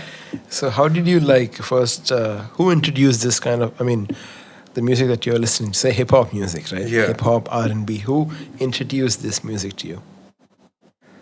I think. Okay, yeah, please. Yes. Yeah. I was gonna say, I think it's just my own curiosity and love for music. Oh, Yeah. Growing up in my house, music was a common thing. And my dad had this nice, like really sick stereo system.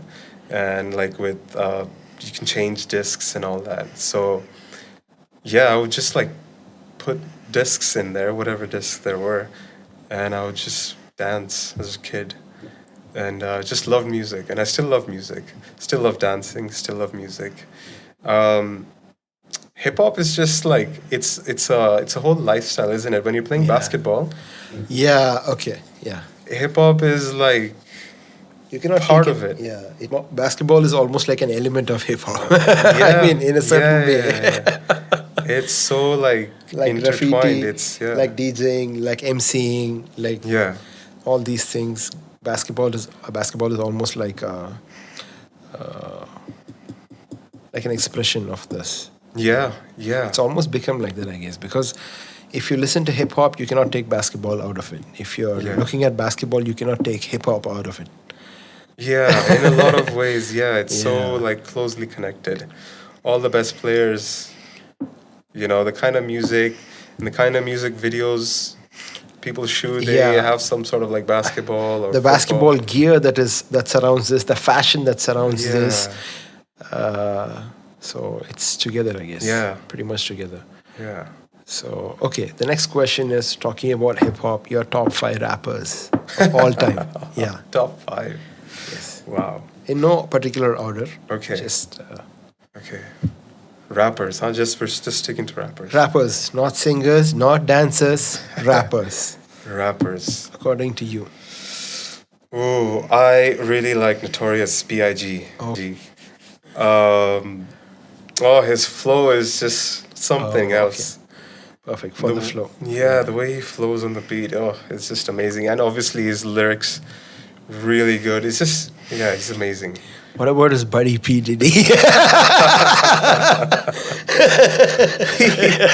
P. Diddy. It's history. That guy's, Like I said, remove that part. that guy's something. That guy's something. So second guy, second. Second, I'm gonna probably get a lot of hate for this, but I do like Drake. Drake. Yeah. Yeah. I think as much as whatever he is, like, and all the shit that happened recently, Yeah. I just like his songs. I like his old songs. I like See, that's a what lot of his nobody, new songs. whatever the beef is, whatever the problem is, Yeah. or however this happened, you cannot take away things that people did. Yeah. That's going to stay, Yeah. right? He is going to be he is who he is. Yeah. At a point of time, everybody wanted to be Drake. Yeah. Even now. Yeah. Okay, but maybe it's a different time now. Yeah. Yeah. It's changed a lot. It's now. changed. He influenced hip hop in a big way, man. After a Yeah. point of time, Yeah. every singer, every melodic rapper that you see now Yeah. is Drake. Yeah. Yeah. I think that's where it switched, right? Yeah, he started with singing, I think, didn't he? Yeah. And then he brought rap into it, and I just enjoyed it. Somehow Lil Wayne found him. Yeah, that's true. It's true. Yeah, so Drake, Biggie. Biggie. I'm gonna put in Kanye there. Ooh, Yeah, 100%, man. Visionary.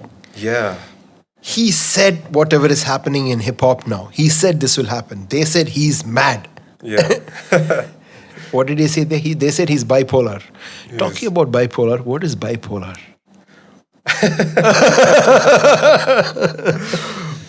Bipolar is basically when you have these, I wouldn't call it episodes, but like these sessions of really high and energetic and motivated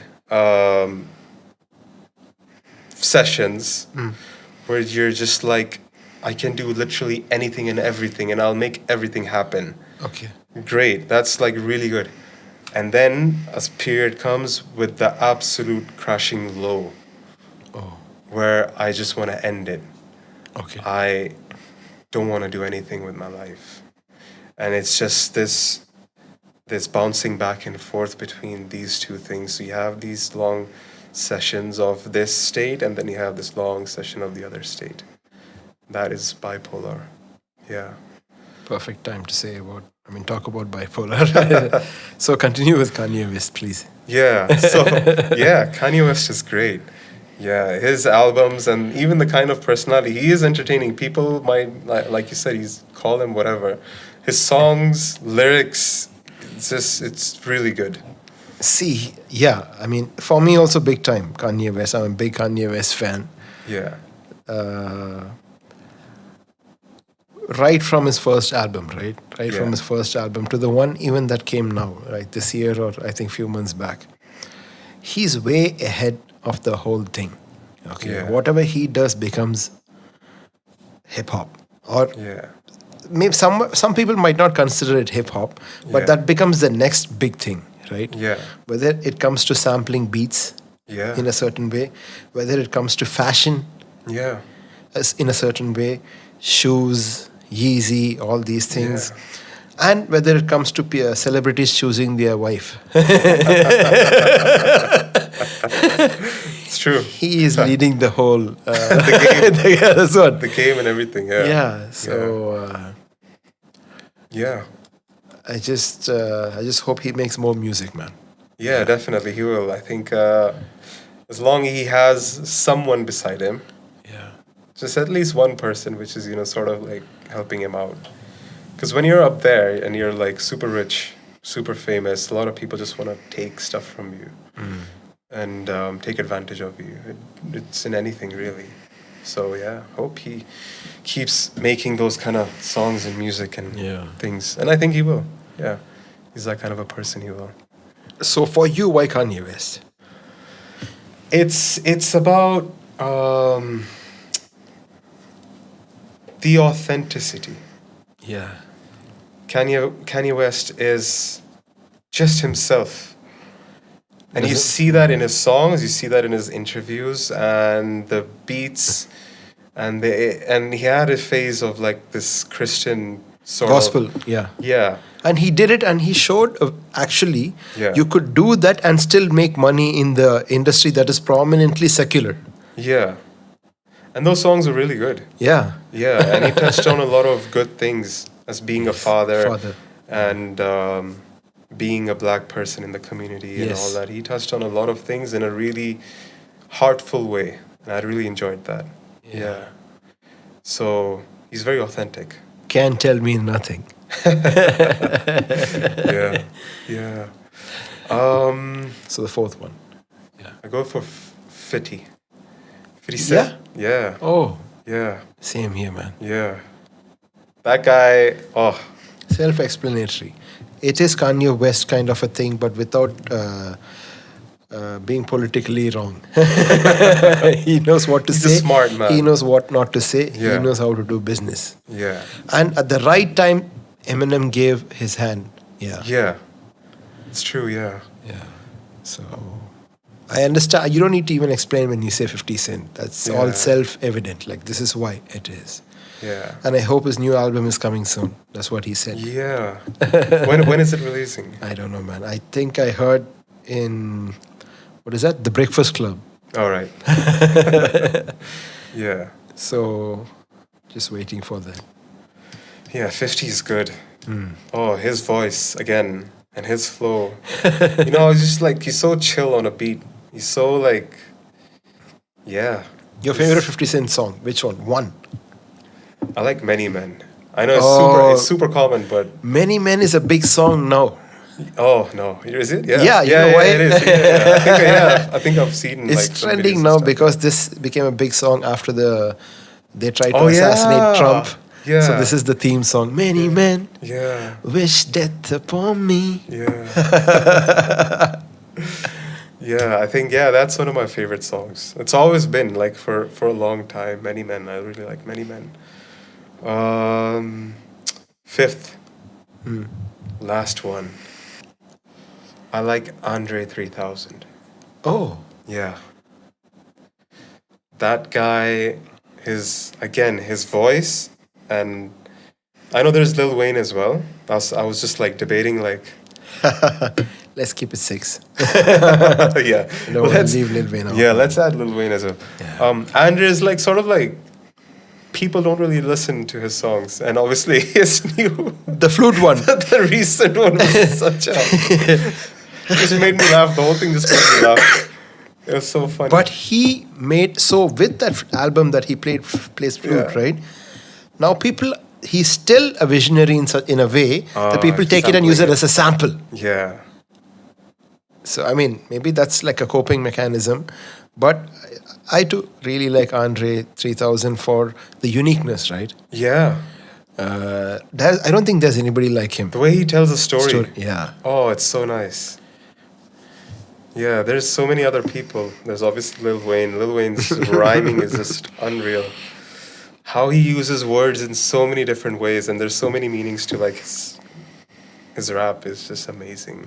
There's Kendrick as well. He's really good. Oh. Yeah. Yeah.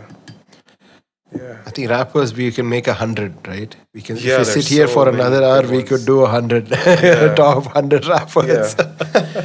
Okay, your favorite female rapper, man. Let's go. One. Just pick one. I don't think I have one actually. Oh, you don't? I don't have one. Okay. Nicki's nice. Yeah. I think Nicki is a solid one.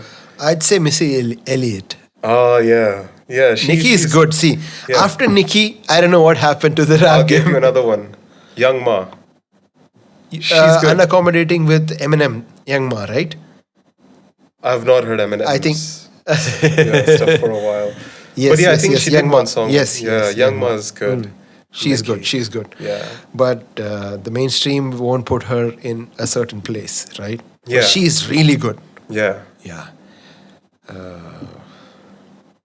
Have you heard that song? Ooh, I've heard. probably. Yeah, Oh, a it's- few of it's her such a songs, vibe. and you could actually. She's one of those female rappers you could just put in with the male rappers. Yeah. That's the kind of rapper she is. Yeah. Okay. Yeah. Nicki Minaj, yes, she's in a category of her own. Yeah. Drake's draft. I'm not Drake, sorry. Lil Wayne's draft. Two people, Drake Yeah. and Nicki Minaj. Yeah. Big names. And they opened the whole way for the other wave of female artists, I think. Yeah. They did. Everything that happened after that, I don't know what, but Yeah. Have you heard of this new rapper? She's not really new. Glorilla. Glorilla. I thought you were going to say that. Memphis, right? She's from? Yeah, Yes. yeah. That accent. Yeah. It's different. Plur. I mean, yeah. For me, it was very different. The first time I heard her was in a song, but I don't know which song. But when she sat down with Shay Shay's Club podcast, Okay. that's the first time I'm hearing her say things, and the words, her tongue is just rolling on a few words. She's Yeah. not even saying those words, and maybe that's the slang from the place that they are from, right? Yeah. I mean, it sounds good. It sounds different. It does, yeah. And yeah, she's good. Yeah. I don't know. I actually don't know much about Glorilla, but yeah. Nicki, Young Ma. Cool. That's a good list, man. Let's talk a little bit about addiction to drugs and alcohol. Okay. Somewhere like, I think what I want to know is one, how people get addicted. Because I don't know. Okay. I know to the other things, okay, but when it comes to alcohol, I have no clue. Right? Yeah. Yeah, we can start from there. Yeah. Okay. So how people get addicted to alcohol. alcohol. Yeah.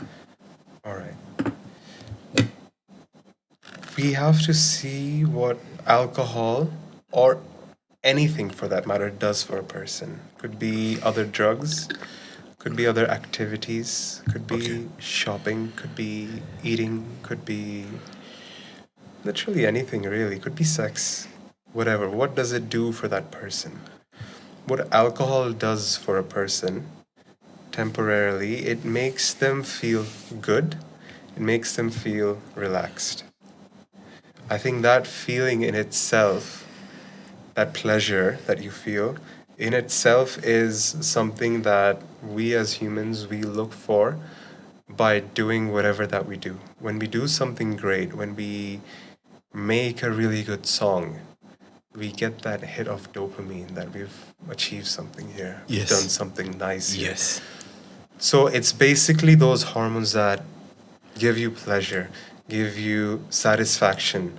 And it's there for a reason. It's there so you do these kind of things and you're progressing, you're maintaining your physical health, you're doing something for others as well, because even helping others out feels rewarding. There's a sort of pleasure to it as well that you receive when you see someone has done nice in life. alcohol is basically giving you all those things. So it's just like everything else. But Okay. where it becomes addictive is the part where you don't have anything in your life that can give you that feeling. Okay. It's just alcohol. So when it is just alcohol and there's nothing outside in your life and your life is just miserable and pain and you can't figure out what to do, you can't figure out anything and you're just in that state, you're going to go back to feeling good. You're going to go back to feeling good over and over and over and over again. Yeah. And what happens is you start reinforcing this. Okay. And once you start reinforcing it, it becomes a really secondary nature to you, a habit to you. And I think addiction in general, alcohol, that's what it does. Okay. It is sort of like a substitute for something that's. It's not really a substitute for anything, but it is probably fulfilling that void that you have in your life. Okay. So you have a void of deriving pleasure. You don't have any of those things, so all you have is alcohol, and then you're just on it. And there's obviously the whole neurochemical process of how it slowly you train yourself to become addicted, which is like reinforcement, basically dopamine and reinforcement happens. Yeah. Same thing too with drugs. Alcohol, drugs, pretty much same. You're saying. Yeah, Yeah? yeah. This And process there's is- different kinds of drugs. Yeah. Okay. There's drugs that make you feel good, like alcohol. There's drugs that relieve pain in your mind. So that's all the opioids. Meth does that. Heroin, meth, all those drugs they do that. Codeine, which is it is a painkiller actually. But you How can do you differentiate a painkiller and it is. They're all painkillers. at the dosage end. is the difference, right? No. They're all painkillers. Okay, They okay. all act in a very similar way. Okay. But it's pain relief. Codeine you're prescribed, and you can get addicted because it's working on your opioid receptors. So it's constant, like just this pain relief. Heroin is the same. Meth is the same. They all work on the opioid receptors. Yeah. Okay. So drugs are basically, or anything that is of it's fulfilling something that you're lacking in life, or it is sort of a temporary relief for something that is too much in your life. Okay. Yeah. Okay. Medication or therapy? For I understand. Addiction. Yeah. No. What I mean is, therapy is for the mind. Most of it, right? in a way. Yeah. Yeah. I mean, I'm not talking about physiotherapy. But this is about the Yeah. mind, right? Yeah. Counseling, I'm talking about, Yeah. right? Yeah. So, therapy in terms of counseling is for the mind. Medication is for whatever is inside, basically. Yeah. So, I mean, I get it. This is more like some things for the mind, some things for the body, right? Yeah. Uh, But it is also connected at the same time. Okay. A lot of the physical manifestations of diseases, you can sort of trace it down to stress. You can sort of trace it down to depression. fear. Yeah. Yes. Heart problems. You can Yeah. trace all these things down to the emotional body as well. Okay. So you can't ever really separate either medication or the mental Okay. part of it. It works hand in hand. So I wouldn't give any importance more than to the other. But I would say what is in your control Okay. is the first thing that you should probably focus on or work on. Because let's say you take medication about for something, you feel good like you feel good and feel fine, but whatever caused it or whatever was the thing that slowly turned your body slowly into that thing, it's still there in your emotional or in your mental state in your yeah. So it's important to work on both. There will be manifestations in your physical body of whatever you're going through in your mind Oh, on a okay, longer okay, term. okay, Yeah. okay. Yeah. So both is very important, you're saying. I mean, pretty Yes. important. I mean, Yeah. just like okay. Yeah. You have like become good at certain things, then switch the whole direction of how things are going. Mm-hmm. Okay. Why? Okay. And yeah, why? Mainly why? Why is going to give me so many answers? Yeah. So, say for example, basketball was really good, Yeah. right? And then you switch. I mean, you told me why you switched. Yeah. And what is the process of doing this again and again and again, right? Yeah.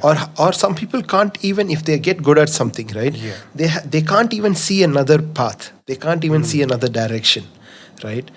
Until they are forced into it, they will never even think that there is a way like that, right? Or they Yeah. can do something, because enough time is spent on becoming really good at something.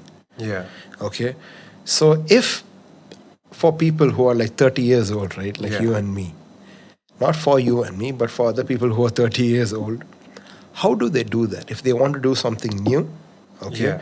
they're already in some lane. Yeah. Because if you tell your way, it will become easy for them because you have expertised in something, close to expertise, and then you're switching the whole lane and then getting good at that and then again switching the lane. So you have done this like numerous times. Yeah. So that's why I'm asking you, how do you do that? Yeah. And why do you do that? Yeah. Yeah. For me, why it is the way it is for me is because I have always kept a separation from the things that I'm involved in and from who I am. Okay. And I think I sort of have like a core image, or a core image of myself, which is not to do with these things. Who I am is not got much to do with basketball. Okay. I don't see myself like that. Okay. So in that way, I'm not really attached to any of those things. I'm mainly attached to who I am, how I am, and that is more defined by what I feel about myself. And it's got nothing really to do with basketball or psychology Okay. or anything else. So when there is this sort of separation and gap, I don't really get bothered about things. Like if you say something that probably I don't believe in, I'm not really going to have an argument with you. In fact, I'm try to understand what you're trying to say. Okay.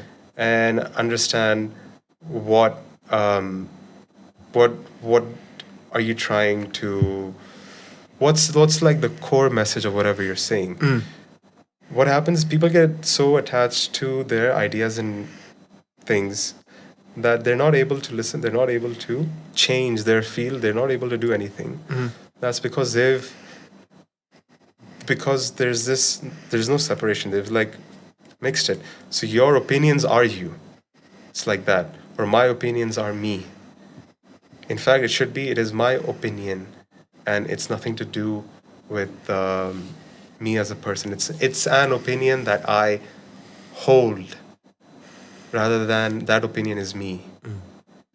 So there needs to be that separation. When you have that separation, you can go from A to B to C to D to E, and you can pick things from everywhere, go towards whatever you think that you need to go towards. I think that intuitiveness, I think after a while, listening to myself more, that got developed. And I just carry on with that intuitiveness to just listen to whatever there is inside.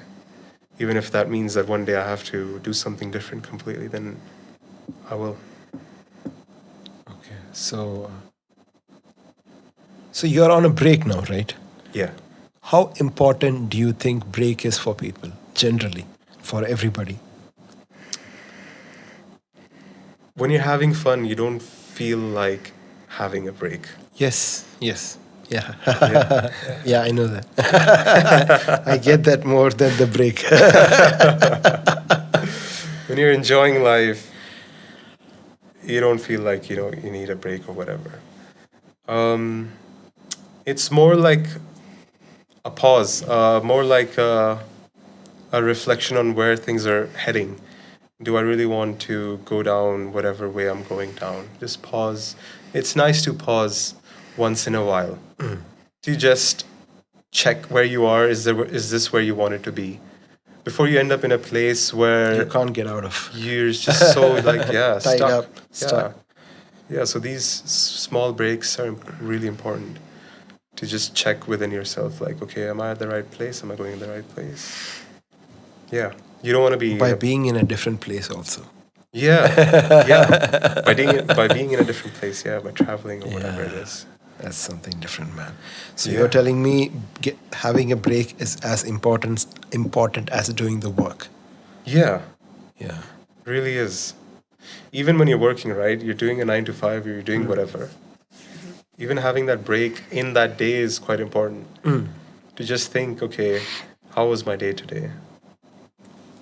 And was everything fine? Yeah, everything was fine. That's enough. That's like a small, short, sort of a break. Yeah. But that break is important. Yeah. Always have to check within yourself. Check back with yourself. Okay. Yeah. Okay, let's switch certain things, right? Yes, sir. We're going to talk about the US presidential elections. What do you think happened? And okay, the question is, how do you think the Democratic Party lost? Because they were the most popular ones. Yeah. They are the ones who bought all the celebrities, right? Yeah. They bought everybody, man. They didn't Didn't spare anyone. they didn't, the word spare is the highlighted word there. So, what do you think failed for them? Like, in terms of success and failure, right? I'm Yeah. not talking about who's right and who's wrong. Yeah. We're not talking about what it should be and what it should not be. We're Yeah. talking about what failed for the Democratic Party, or you can say what gave Republican Party the success. This is my view. Yeah. I think what most likely happened is that I think people were able to see through. You can fool people a couple of times, but people do catch on.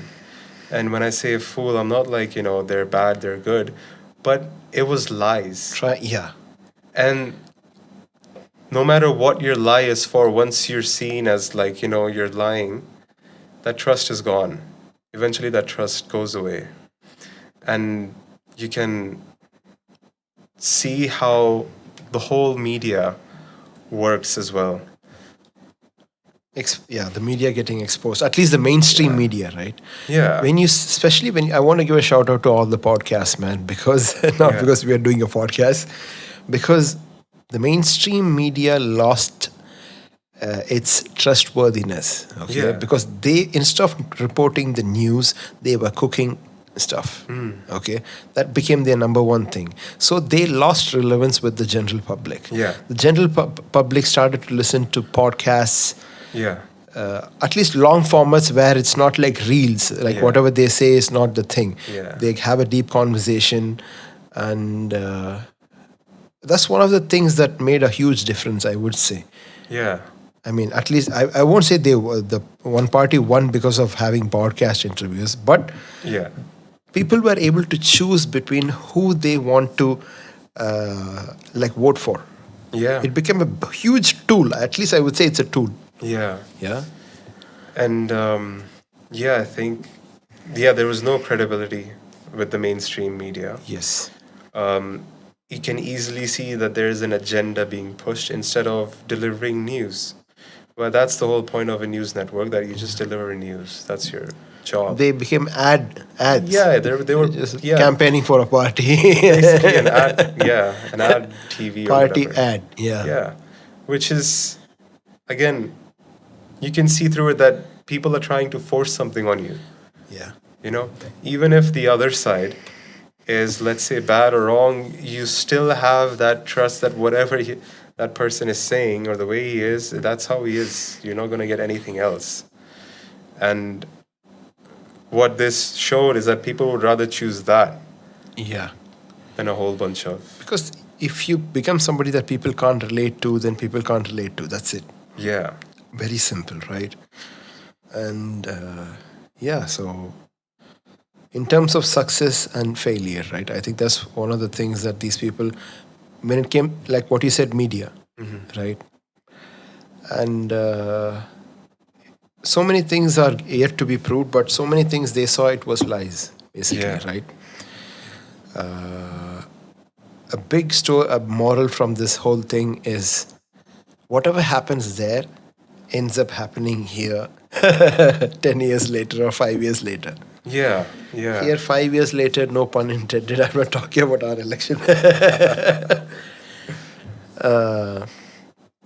So, I mean, we get to learn from it, man. At least if Yeah. we don't learn from it, the mainstream media has to learn from it.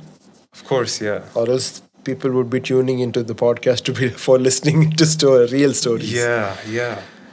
Yeah, there's a limit to things like that, you know. That's You what- just, as much as you think you can get away with it, Yeah. people do catch on and people do realize. We were talking about this. Ultimately, if you're trying to screw with the balance of nature, Yeah. it will just balance itself out, whatever you call it. Yes, it does. So too much of something to one extreme, Yeah. it will come back to its center place. Yeah. Or for a while, it will go to the other extreme. See, this is what it will not even go to the center. Yeah. To balance out, it will never come to the center. It will go to the other side and then maybe come to the Yeah. center. Yeah. So Yeah. It that's is what. like that, yeah. The next thing I want to ask you is about relationships. Yes, sir. Okay. What do you think relationships lack these days? I think they're great. I'm not talking about yours. Generally, like what Yeah. is happening to relationship these days? I don't know. I think they're fine. I think it's a lot more difficult. Yeah. Yeah, it is a lot more difficult for both of them. The guy and the girl. Yes. It's not just Why is it difficult? both of them are not really satisfied. Why? Yeah, I'm just being more like, generic here. Why? It is difficult. You come with, like, as men, we come with our own way of thinking and doing things, and women come with their own way. Yes. It's hard to then, when you're in a relationship, to then come to that place where you're able to understand each other. And I think that's always been the case. Relationships have never been easy. Easy. Yeah. Yeah, there's always been But difficulties. with all in these there. things that are becoming fast, right? Fast paced, and all these things that are losing value, right? Two things mainly technology becoming fast. When I say Yeah. technology, I mean everything. Yeah. The way you speak to different people, the way you can easily get access to whatever you want, Yeah. right? All these things are not helping relationships. Yeah. Okay. So, I mean, the question is, how do you stay committed? That's the thing. Are you talking about? First, we need to know For why. the right reasons, man. I'm not talking even about some. See, the problem about relationships are commitment. Okay, Okay. as in, people don't want to be committed anymore now. Why? Well, of course, relationships are basically meant to add to your life. Okay. They're meant to be supportive, both ways, both sides. They're meant to add to your life.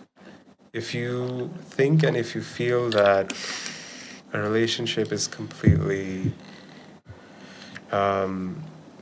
putting you in a position where you are so stressed out, or you're so much in just a negative, toxic space, that's not right for you.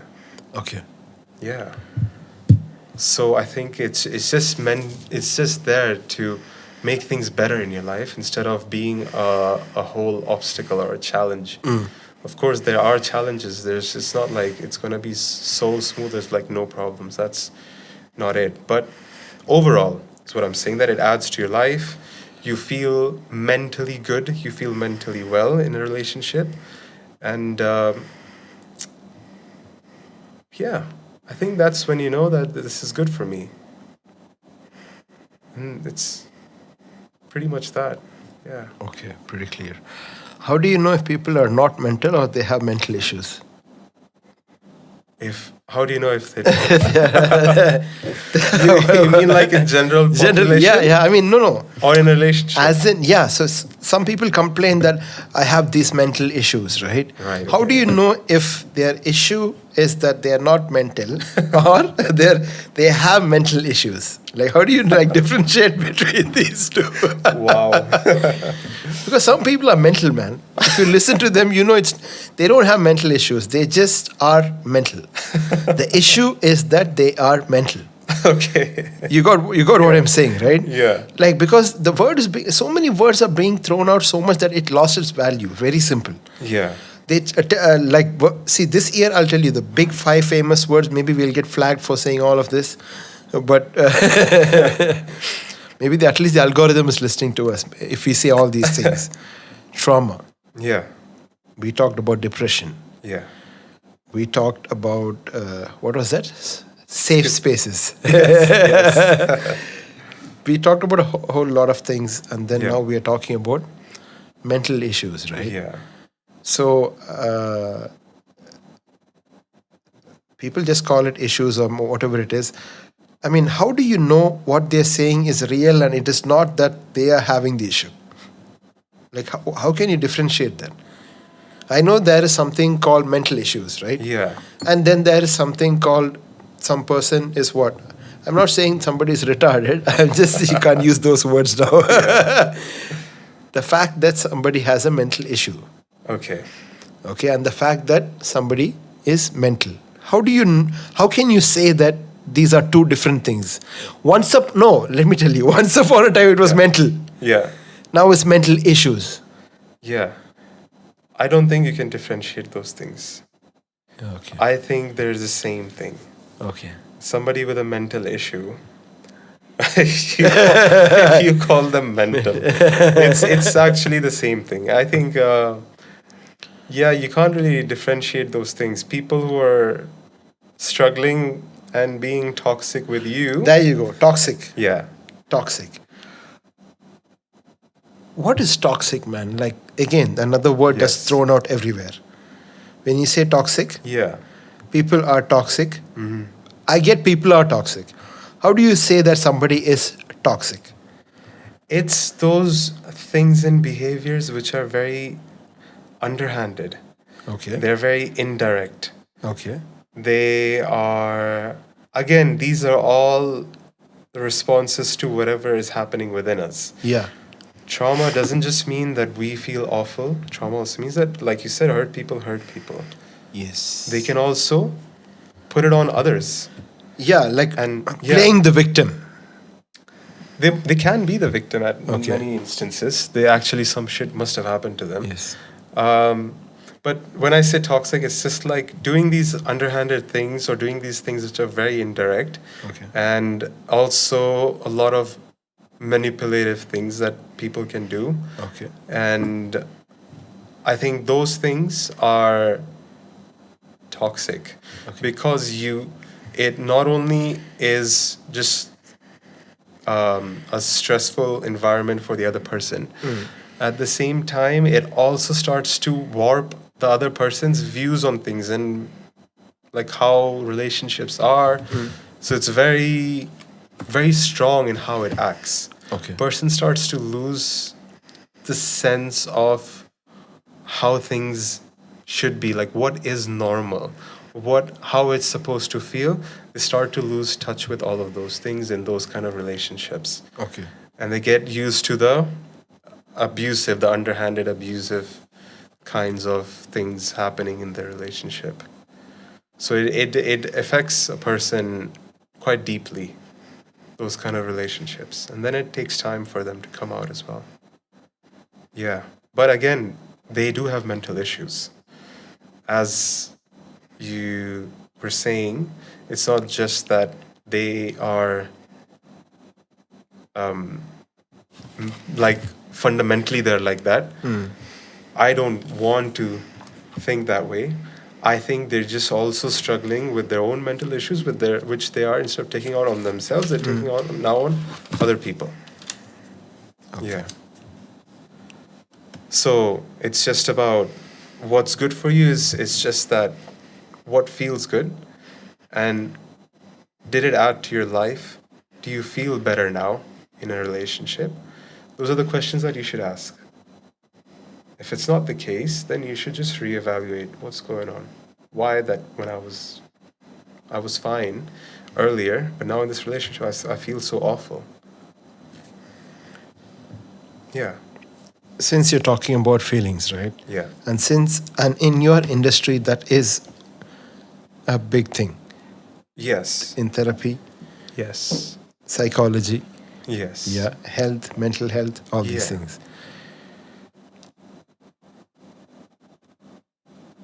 Do you think feelings is more important than facts? Depends on the situation. You have heard of this term Yeah, called yeah, facts don't facts. care about your feelings. I completely understand what you're saying. There's two aspects to it. There's the feelings of like, I feel this way, so I don't care about what is right and wrong. Okay. That's one issue. And in another way, feelings are important when they come up over and over again. That's sort of like it's trying to pull your attention, like, come here, look at this. There's something going on here. So that in those moments, feelings are important. That's Okay, when feeling as an indicator of something is happening, you're saying. Yes. Not as in like this is how I feel, so this is how it has to be. Oh, that's no. Yeah. No. Okay. No, even in that, if you feel that way, you have to still try to like step out of that view. This is what happens when you're so attached to certain views and ideas, right? Even beliefs that you hold, that things can trigger very easily. So you'd rather protect yourself than face whatever you carry, and that's where all the triggers come up for people.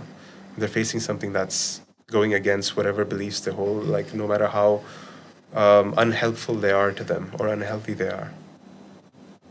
Good. Another question. Yeah.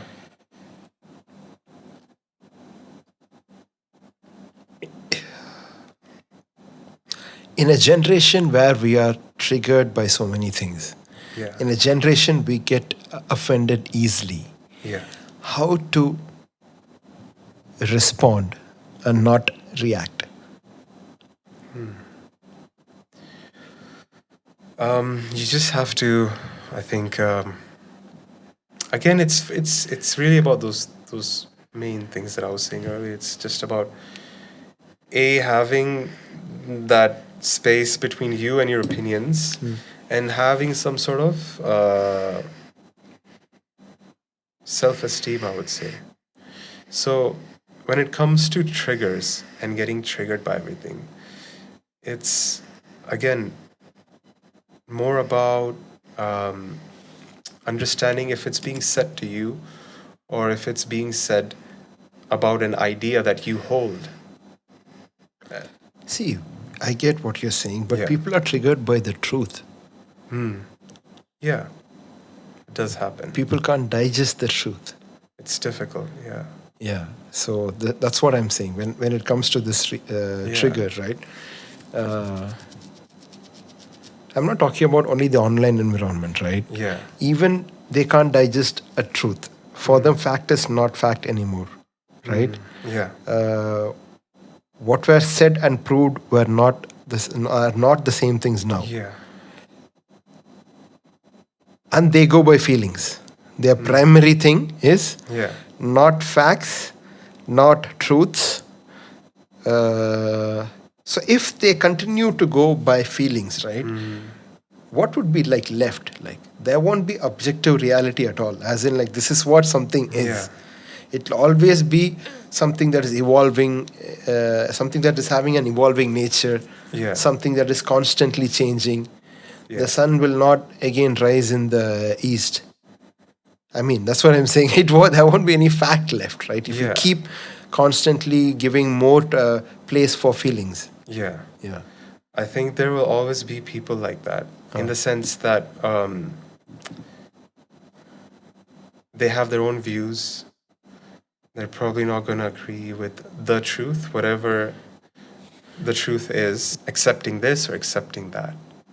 I think that expectation in itself is going to cause you a lot of distress. Good. Expectation is the thing now. Yeah. We're expecting the other person to understand my point of view or what things should be. And you've got facts, like you said. This is the fact, and I've got all these facts. So you should understand and accept it and just forget about whatever you're feeling.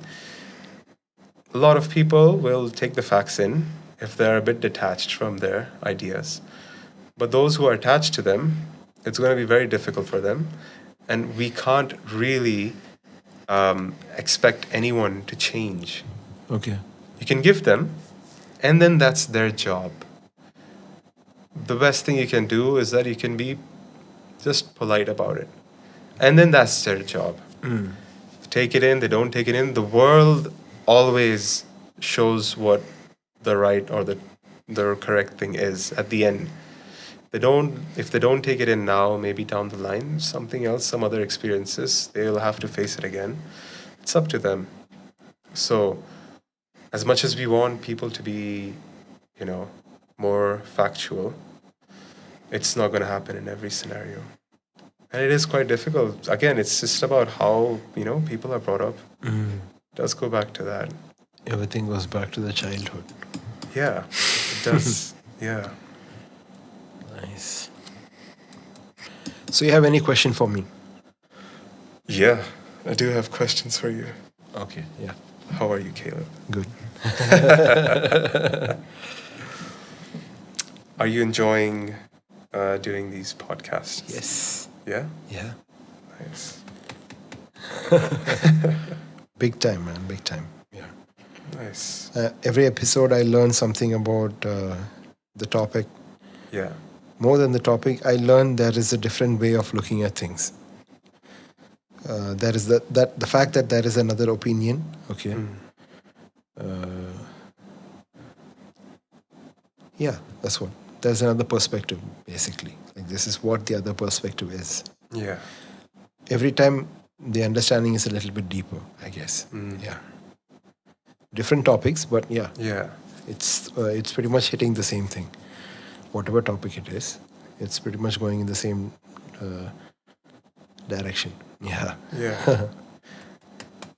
And you're enjoying listening to people. Yeah. Yeah. Yes. I think that's one of the things, apart from music and apart from the other things, right? Yeah. I know I can listen. Whether I'm enjoying or not is again a wide. It's a good It'll take thing, time, yeah. yeah. But I know I can listen. Yeah. That's all I know. If I don't know anything else, all I know is I can listen. Yeah. What do you think the true measure of success is?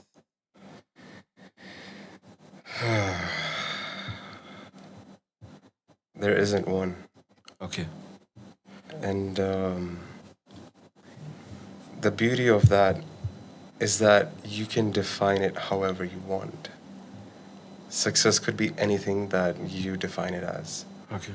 So if you want to define it in terms of where you are, like professionally, Yeah. that could be success for you. Okay. You can define it as having a good home and a good marriage. That could be success for you. So success is completely how you define it, which is the beauty of it. Nobody is striving towards, well, you have the option to define success however you want. And if you want, you can be successful right now if you think of it in that way. Yeah. You are successful. Yeah, the things, if you want to define it with the things you have and who you are, then you're successful already. Okay. Yeah. I think when it comes to success, people think it's a place or a destination. Yeah. Yeah. Yeah. But uh, if they think like that, they won't be fulfilled, I think. I mean, in a way, because if they think this is it, right? Yeah. So many successful people do so many things uh, that doesn't make them happy, or that doesn't make them think that this is it, right? I think because of what they see in the media and uh, the things that are marketed a lot, right? Makes it seem like success is money, and success is the end, because most stories don't show what happens after the success, or the success is the climax scene, right? Yeah. But in everybody, I mean, in a normal human life, I think the journey is after what happens and you get money, or what happens when you reach the place you think you should reach, and are you able to process that? Yeah. Yeah, I think it's more like a journey, because one thing I think is like a journey, and the other thing is there has to be some kind of milestones, right? Like, say, measuring in terms of progress, I think. If you think it's going to be the end of something and this is it, that's the maximum peak, I have reached something, I don't think it will be fulfillment or satisfaction, also, in a way. Yeah. Yeah. So, I think, so what is the best way to view success? That's what, if. Because if there is no measure of a success, right? If there are no measure, this is not the measure, or for everybody it's different, or everybody can view it differently. Yeah. What do you think will be the most healthiest way to see success as? Yeah. Like you said, what I was understanding from what you're saying is that the real journey starts once you've reached that place. Like, what's next? Yeah. When you have become that star or that person or whatever, then you actually start questioning things like, okay, then the real questioning starts. Yeah. What do I do next? What am I? Where do I go from here? Yeah. And I think that question takes a lot of people by, it's shocking to them. Yeah. And you see that in celebrities. Yes, big time. They reach it and they're like, I don't know why I'm here. Like, what am I doing here? Where do I go from here? And like in a lot of the cases, in majority, a lot of people, whoever has like planned that to be success, they never reach it in the first place. So they just end up like living their lives trying to reach that, and they don't, and then it's it. That's it. The people who do, you see it, they say it, that they don't know what's next. So I think the real journey starts once you've reached that place. Yeah. Yeah. And yeah, I guess. Yeah. And also, we see like a complete story when it comes to real life. Say celebrities, right? Yeah. We see them and we keep them on a pedestal, right? This is who they are. Yeah. And then you see them retiring, and then you see them do things, and then you see them speaking out, and then you don't see them. Yeah. So There's a lot of pressure, isn't it? Yeah. Like, for everyone to be one particular way or define success in one particular way. yeah. We're so like influenced by everything around us. I think what you said is right. Success is different to everybody. Yeah. Success means so many things to different people. But I think it should mean different things to different people. If it means the same thing, then that will be a hard place to get to, or that will be a hard thing. Yeah. If success is money, yes, everybody should go to the place to understand that that is not it. Yeah. I think Jim Carrey said something very similar like this. People should all become rich to understand that's not going to give you happiness. Yeah. Something like that. So if you see, there is this trend in celebrities, or at least the people who are keeping it real, right? Yeah. They get to a place, they're really good in their art, Yeah. and they get to a certain place, and then they become very spiritual. Why do you think this is? Take it Bruce Lee, Yeah. right? Jim Carrey, Yeah. and whoever, most of them, right?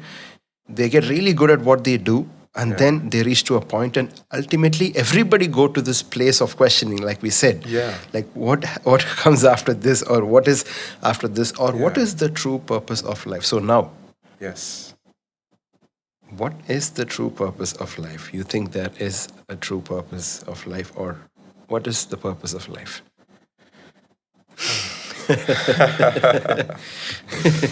Oh, I wish I had like just like a straight answer for this.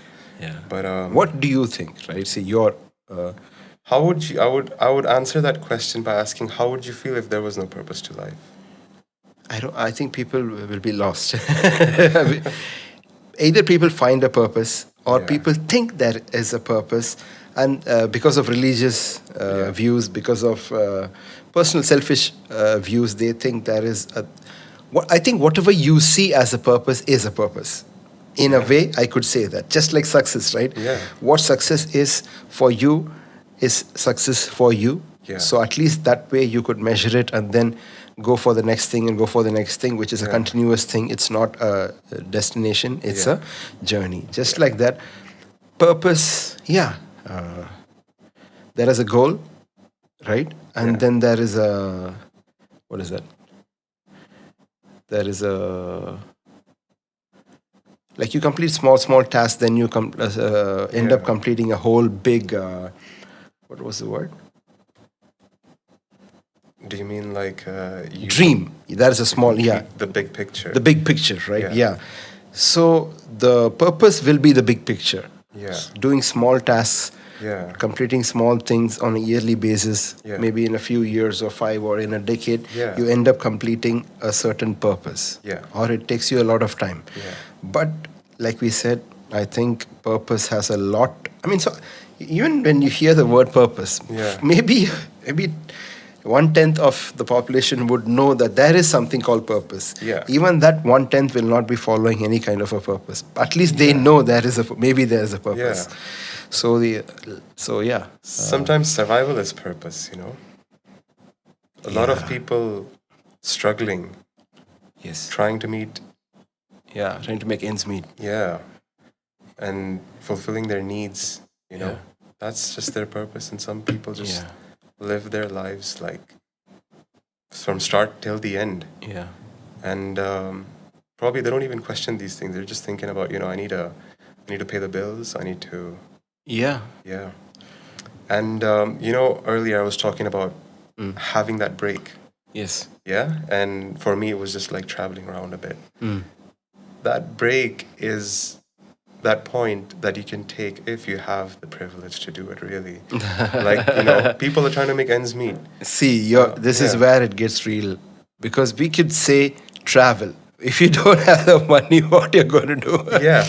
Any sort of break. That's what. If travel, not just travel, Yeah. like even having a break might be, like you said, A privilege. It's Yeah. a break. People It is a cannot privilege. afford to take breaks. Yeah. They can't. Yeah, because they are so, either they don't have the resources for it, or they are too distracted by the things that is happening. Even that's a big problem, right? Yeah. The fact is, one, that they think that they have to do something. Yeah. Even thinking there is a certain purpose, and they are stuck to it so madly, Yeah. they are not able to take a break. Yeah. Okay, and then they can't take a break even if they want to. Yeah. Because you're so far, Yeah, like in the deep end. that you exactly, can't really- exactly. Yeah. And then there are people who are badly trying to keep them safe, keep them alive. Yeah. So It's purpose true. is different to different people, I think. Just like how success is different to different people. Yeah. Yeah. And when you're running in that rat race, Yeah. and for a lot of people, it's fine. That's all they need. And for a lot of people, they just don't understand. It's just, in a way, not living consciously. If you live slightly consciously, meaning that you're just trying to think why you're doing certain things, what is it giving back to you, then you can sort of align yourself to whatever your purpose is. And I think everyone comes with their own purpose. And at that time, you can sort of push the outside influence and start listening to whatever that comes from within you. Even though that whatever is within you is a product of what you were born with, Yeah. plus a bit of conditioning as well. Yes. But as much as you can be aligned with that, you will feel more engaged and more on your mission. Okay. That comes from just having a bit of self reflection or trying to be a bit more conscious about what you're doing and why you're doing it. Those breaks help in those kind of moments. So you can just live a more fulfilling or life with purpose. Yeah. Yeah. If you could remove anything that happened in the past, Yeah. right? What would it be? Like in the world in general? Yeah. Okay, let's keep Oh, there's so it, many things. you can pick one thing, or you can pick something that's personal to you. Like this is Okay. what happened, and then because of what you said, what we spoke about before this, right? Yeah. Where you said all these things like together causes trauma. All these things together causes another problem in the future, right? Yeah. So if this wouldn't have happened, maybe I could be in a better place, or I could Yeah. be doing something else, or my Yeah. time and effort would be spent doing something else. So Yeah. is there a time, or is there a like an event or a moment that happened you were like, I wish this didn't happen? Uh, I don't know. I just never, I never see my life like that. I think a lot of things have happened Yeah. that, well, I feel like, I wish it didn't happen. Okay. And I've also done things that I was like, I shouldn't have done that. But I didn't know any better at the time. So, whatever it is, at the end, it's just made me who I am today. Yeah, I get this Yeah. answer a lot, right? Yeah. So this is what, but sometimes we feel like, you know what? I get it. This Yeah. is who I am, and all these things Yeah. made me exactly who I am, and that's why I am here Yeah. today. But maybe we could have thought better, or maybe we knew I shouldn't do this. Yes. But you did it. Yes. Yeah. And those are the lessons Yeah. from those experiences that we take with ourselves. And yeah, we should try to. Can you think of a moment like that? Like something that you can share? Yeah, I'm pretty sure I've done a lot of things. I think, Can you at least put a title on it? If it's not a full like scenario, just Yeah. put a title on something that could have been avoided, or something that you can tell because of what happened. Yeah. You can tell if you avoid this, it would be fine. Make sure you are engaged in doing that and not this. yeah. Yeah. You know what the thing is? The reason why I'm sort of struggling to answer this is because I see in the grand scheme of things, Yeah. like the big picture, I see the world is going wherever it's supposed to go. Yeah. I think things can never deviate from that. I think, of course, there's so many horrible things that have happened. Wars, it's like one of the worst things. Nobody likes wars. And I wish wars never happened, really. And that could have prevented so many things in our world today. But looking at the grand scheme of things, an asteroid could come, Yeah. destroy the whole planet. Yeah. The planet somehow finds a way to recover, and life starts again. And that's the ultimate. Like the whole thing is wiped out. All dinosaurs and everything are wiped out. Yeah. And I think whatever it is, when it's meant to, whatever's What will happen will happen. Moore's law. yeah, and I think, Supposed to happen will happen. There's this dance between fate and free will. Okay. I think, and it's so hard to describe it. It's like they both go hand in hand. We are like the children of fate and free will. Yeah. We are a product of their relationship. Yeah, I think so. Yeah, marriage, just a wonderful marriage. Yeah.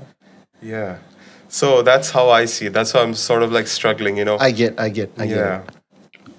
What advice would you give? What advice would you give your younger self? Say you're 5, 6 years old. You get a chance to Yeah. time travel. Yeah. You go back and you want to say something. Yeah. What are you going to tell him? Knowing, see, knowing all the things that you know now, Yes.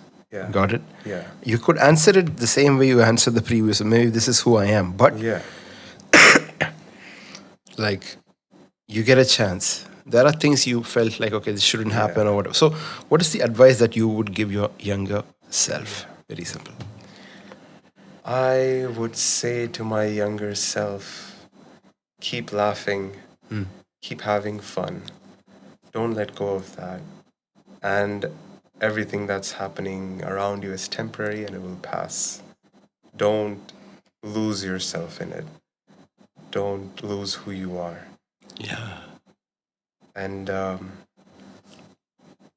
just keep enjoying life. I think that's the only thing that I would say. And of course, when you're growing up, you're still looking up to people and you're building yourself up. So you're still putting literally everyone who's older than you on a pedestal, Yes, yes. thinking that they know We everything. forget the fact that all these people are human, man, I guess. Yeah. We put them on a pedestal, and when things don't happen the right way, we try to play the blame game. Yeah. Saying this is why it happened, this is the reason that it happened. I think when you talk about therapy and when you talk about counseling, quite a lot of thing comes from a place where you put them on a certain benchmark or a standard or a Yeah. pedestal, and then you get to work from there. But we forget the fact that everybody, parents and elders and all these Yeah. kind of, or religious leaders or whoever it is, Yeah. they are just human beings. Yes. They are not superheroes. Yeah. They are human beings first. Yeah. Everything else is after that, right? Yeah. So it takes time to understand that. Yeah. Yeah. It's as a child you can't really see that. Yeah. As a child, that wouldn't even cross your mind. You're thinking, they're so old, they've understood everything. Yeah. And that's not the They have case. been- Obviously, when you grow up, you realize we're Yeah. still figuring out just how to live and how to make ends meet. So So when we are talking about this, I just Yeah. want to talk about forgiveness. Okay. Yeah. Not a lot of people talk about this. Maybe people don't understand. So many topics are trending, but not forgiveness because yeah, people don't want to do it for themselves. yeah, As in, so I mean, you think forgiveness plays a huge role in becoming better for yourself, right? yeah, You think if you would forgive certain things that happened or forgive Yeah. the people from the past for Yeah. whatever reason it is, you think it's going to make you better. I think forgiving yourself comes first before everything. Yeah, yeah. Okay. Without that, I don't You cannot think forgive anybody else. you don't Yeah. have the capacity Okay. to learn from whatever things that you've done. I think forgiveness that you give to yourself, in a way, is also forgiveness for others. It's more like accepting others and whatever happened.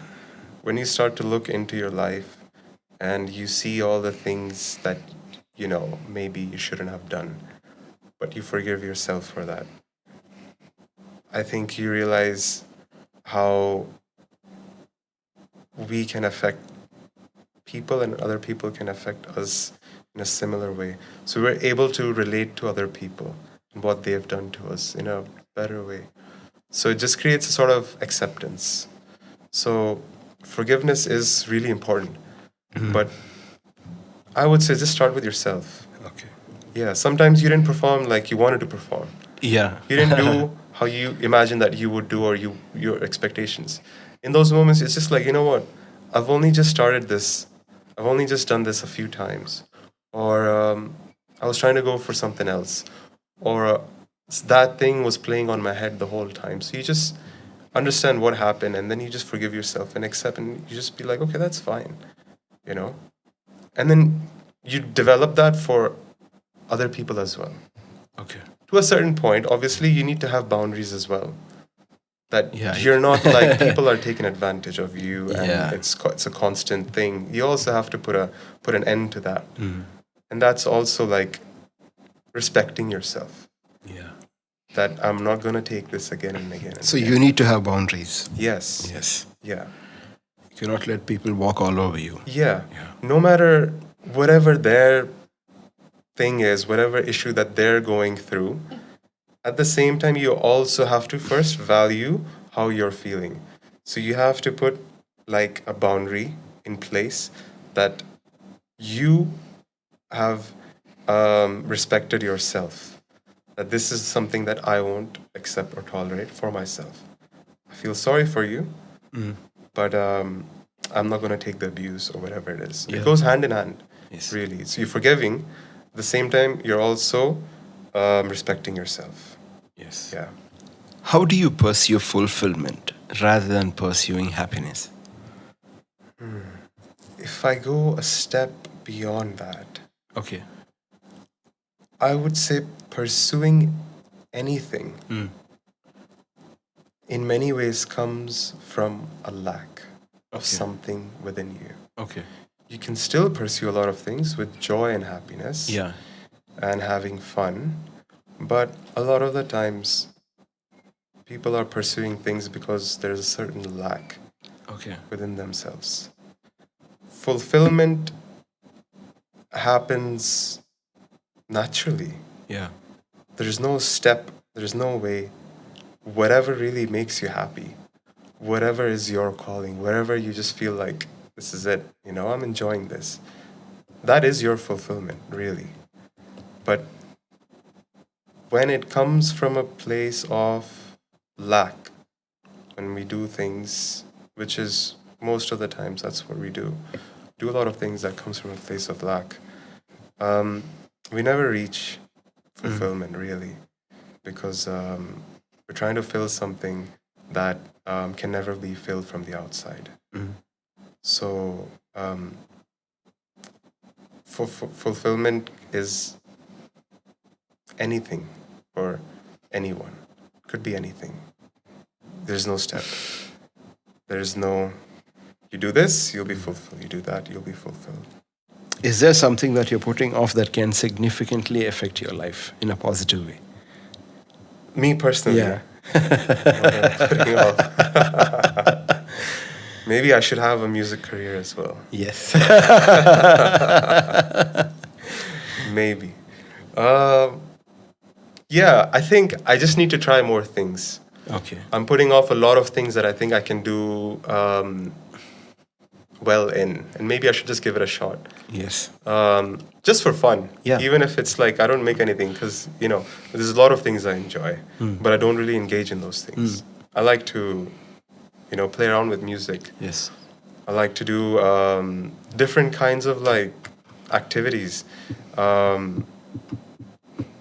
Yeah, there's loads of things. I like to get into more kinds of different kinds of learning. I'd like to do more of art. I'd like to paint more, draw more, learn to- Paint? Yeah, painting. Really? Yeah. Oh. I would like to do that because I really appreciate art when I see it. I go to museums Okay. and I love it. Okay. And sometimes it's so moving.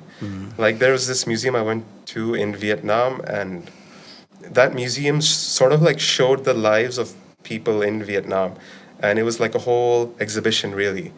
And the art I was just so moved by it, and it was incredible. How I feel about art. So I'd really like to pursue that. So there's lots of these things that I'm just putting off in a way, I guess, that I'm not really going for, which is on my mind too. That's a good answer. Yeah, Yeah. So now you know what to do next. exactly.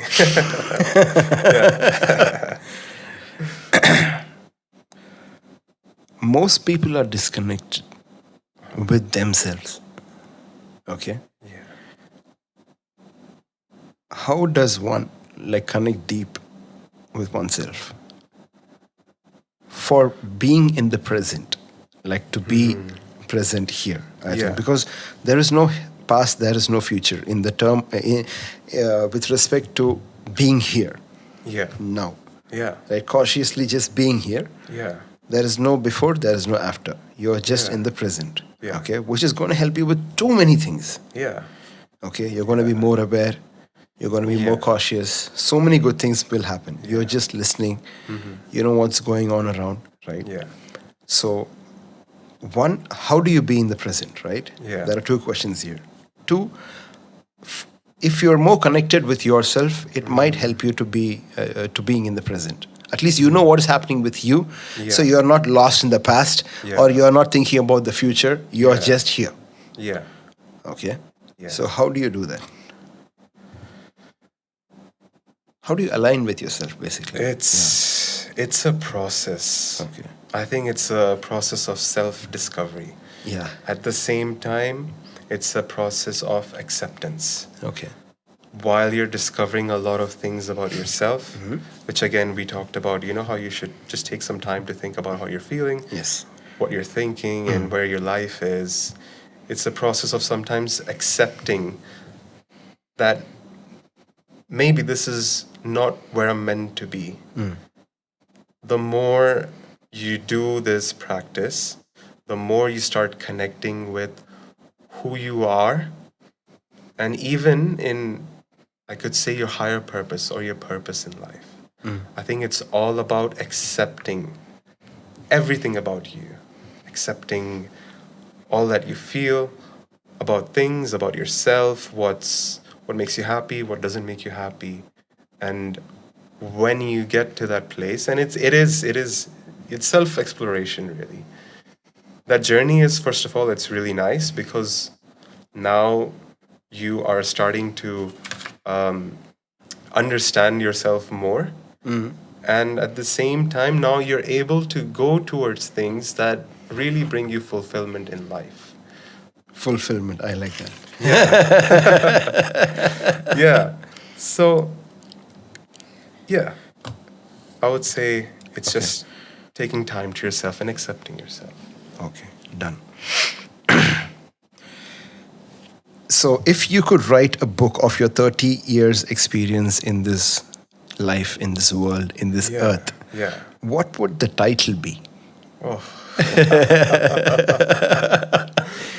um, if it's like a personal A book. Like, personal yeah, book, about my 30 years.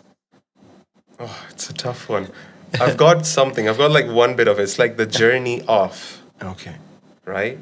And I'm trying to get the word of to describe of whom, like who was I, who am I, where I'm going to be. It will be something, the journey of, I don't know. Yeah. I just 5 minutes back I wrote, and I got half right. See, the journey. Oh. But I titled this as, I thought I'm going to title this episode as The Journey Within. Okay. I don't know if it's. I would take that. That's Yeah? it. That's my title. That's all I needed to hear. That's it. Yeah. I just wrote it like 5 minutes back when you were saying something. I just wrote it thinking, oh, I got a really good idea for because every episode I have a title, right? Yeah. There is the name of the person, and then Yeah. there is episode, Yeah. then there is a title, right? Yeah. And I just wrote this. I didn't want to even ask you this question. This just came out of a coincidence. One of the questions that I want to ask you. Yeah. So when you said journey, I was like, what? Yeah. Because when you talk about therapy, Yes. when we talk about psychology, Yes. when we talk about health, when we talk about success, when we talk about purpose, when we talk about relationships, Yeah. everything had one thing in common: inside. What is within? Like what is in you, right? That's become the center of our conversation now, Yeah. right? From what we started till now, almost we are going to consolidate. I mean, we are going to go to the climax of this. So everything comes from within. Yeah. Yeah. Yeah. That's a great title. Yeah. If it ever happens, I'm gonna take that. Do you think aliens exist? This is going outside, not Yeah. inside. One question for going out. Way beyond. Yeah. I think we're the aliens on this planet. Okay. We are not from here, you're saying. No, we're not. No. Oh. We come from somewhere else. So we have destroyed one planet and we have come to another and we are almost succeeding. No. When I was saying that, I wasn't being serious. By the way, I wasn't being serious. I don't know. But when it comes to aliens, I would say yes, they do exist. Okay. I think the universe is too big to think that they don't. There you go. It is man. huge. There you go. Yes. Yeah. For the same reason, I think the same thing, because we got to be stupid to think there's so many planets. Exactly. Yeah. Yeah. And there definitely will be a lot of suns too, stars, right? Yeah. Sun. Yeah. And this Goldilocks situation where you're in the right place away you're not too close to the sun, you're not too far away from the sun, so photosynthesis can happen and all this life can happen. There is water, there is air, there's all these things that you need, oxygen that you need for human life to survive. Yes, even if not, only we need all this. Maybe some kind of life form don't even need this. Exactly. Right? Yeah. This is even one of a kind of a situation. Even if this doesn't happen, the other situation is where they have evolved in such a way that they can adapt to whatever is happening around them. Yeah. So they wouldn't need all this. Yeah. Maybe there's a water world and everything is under water. Yeah. Or maybe there is some other kind of... Avatar. Yeah, exactly. Yeah. Oh. So, I mean, this was a fun question, not like to go very deep in it. Yeah, definitely they do. Yeah. Yeah. I think they do. By the way, you were asking about my favorite 5 rappers, right? Yeah. I forgot the GOAT, like my favorite one. His name is Miles. Oh. Yeah. He's incredible. Have you heard of him? No. I think you should listen to the song. It's, new or old? He's like an underground guy. Yeah, I think a lot of people have not heard about him. New, old, what time? I would say newish. Yeah. Okay. Yeah, he's something. We did hear one of the songs when you were here, right? You must have played one. Miles? No, I didn't play. No? This. No, he's really good. What is that? When you listen, you'll realize how good he is. You know Mars? Miles. Yeah. Miles. Okay, man, fine. We'll listen to it. Did you like all the places we went? Yeah. Even though it's here, I've not gone to most of the places we went. I think maybe 1 or 2. Yeah. It was good. And for me also it's a break, man. It's also a time to unwind and think about things in a different way, like you said, perspective. Yeah. So even today, I keep thinking about certain things, whatever we talk about, right? Oh, right. So I'm like, okay, fine. We are talking about something, then it's fun, and then we are just arguing about something, and then it's done. And then I think about it like, what if, I get what I say is in a certain way, and then I give it time for what if you say the things that you say is right because of whatever reason, and then give time for that to like reveal itself in a certain way. It just needs to marinate in your life. You don't have to have a conclusion then and there. Like, okay, I hear things like whenever I'm learning or looking at things, I'm hearing things all the time. But I don't really like come to a conclusion ASAP unless it's thoroughly like passed through me. It's like a learning which happens like from experience as well. I'll experience whatever I've heard, listened, and then I'd finally be like, okay, this is what I think. So what happens is a lot of the times I don't really have an opinion about anything because I've not actually come to that point where I've experienced it in a way where I feel like, okay, I understand it now and I agree with it or I disagree with it. But it is important to have one because then there is no you. There's just that and that and then that. And you know what? It is scary actually because when you don't have an opinion and you're in that place, it's hard to define who you are. Yeah, the authentic self, you don't know who it is. Yeah. Right? Because there are a lot of opinions. And what if what you're saying is not an opinion? What if it's a fact? Let's forget about opinion. Yeah. What if what you're saying is the fact? Yeah. And somehow you know this or you understood that this is what it is. Yeah. What about the other guys arguing against you at that time, saying, no, this is my opinion, please hear it? Yeah, okay, fine. Yeah. That is your opinion. Great. Yeah.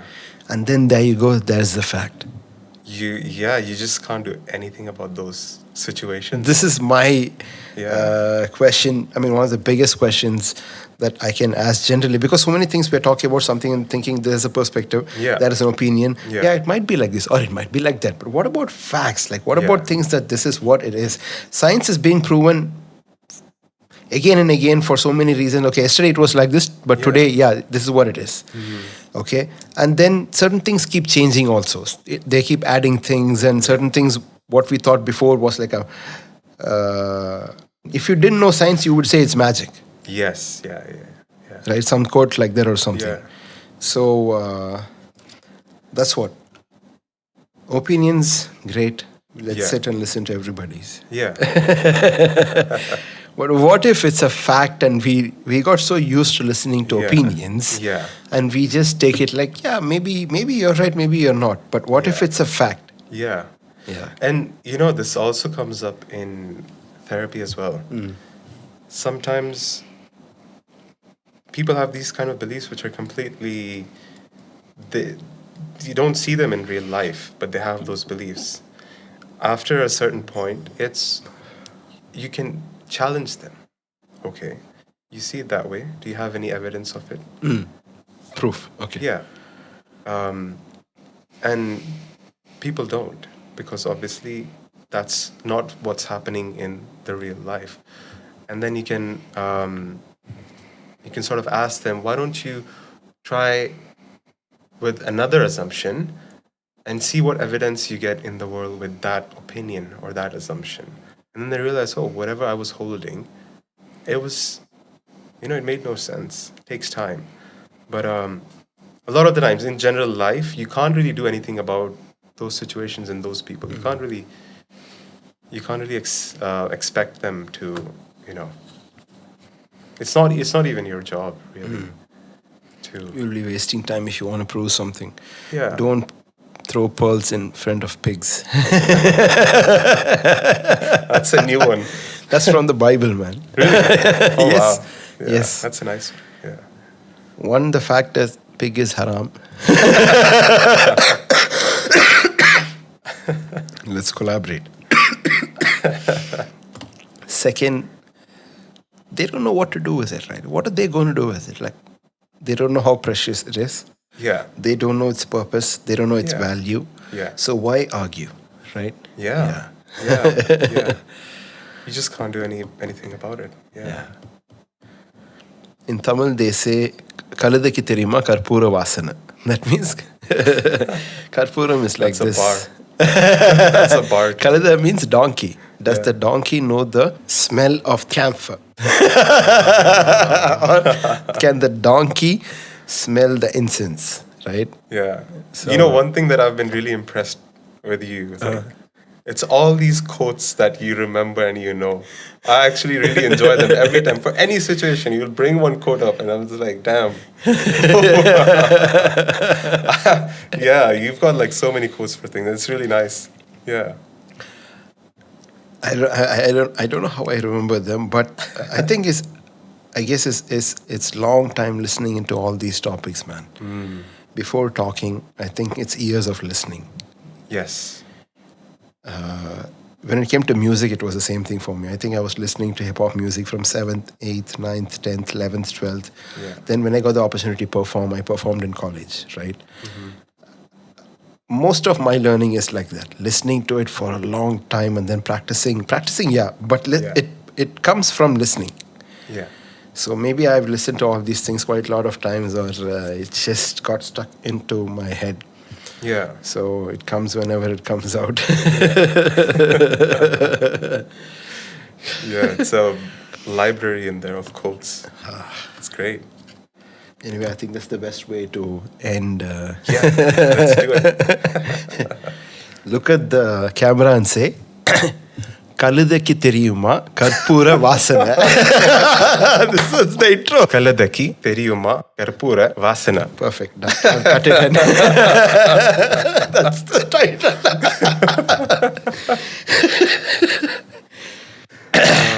Perfect, man. Okay, then. Shanu, we miss you. I guess that's the end note. Perfect, man. Perfect. All right. All right, man. Thank you Thank so you. much. Thanks very much. Yeah.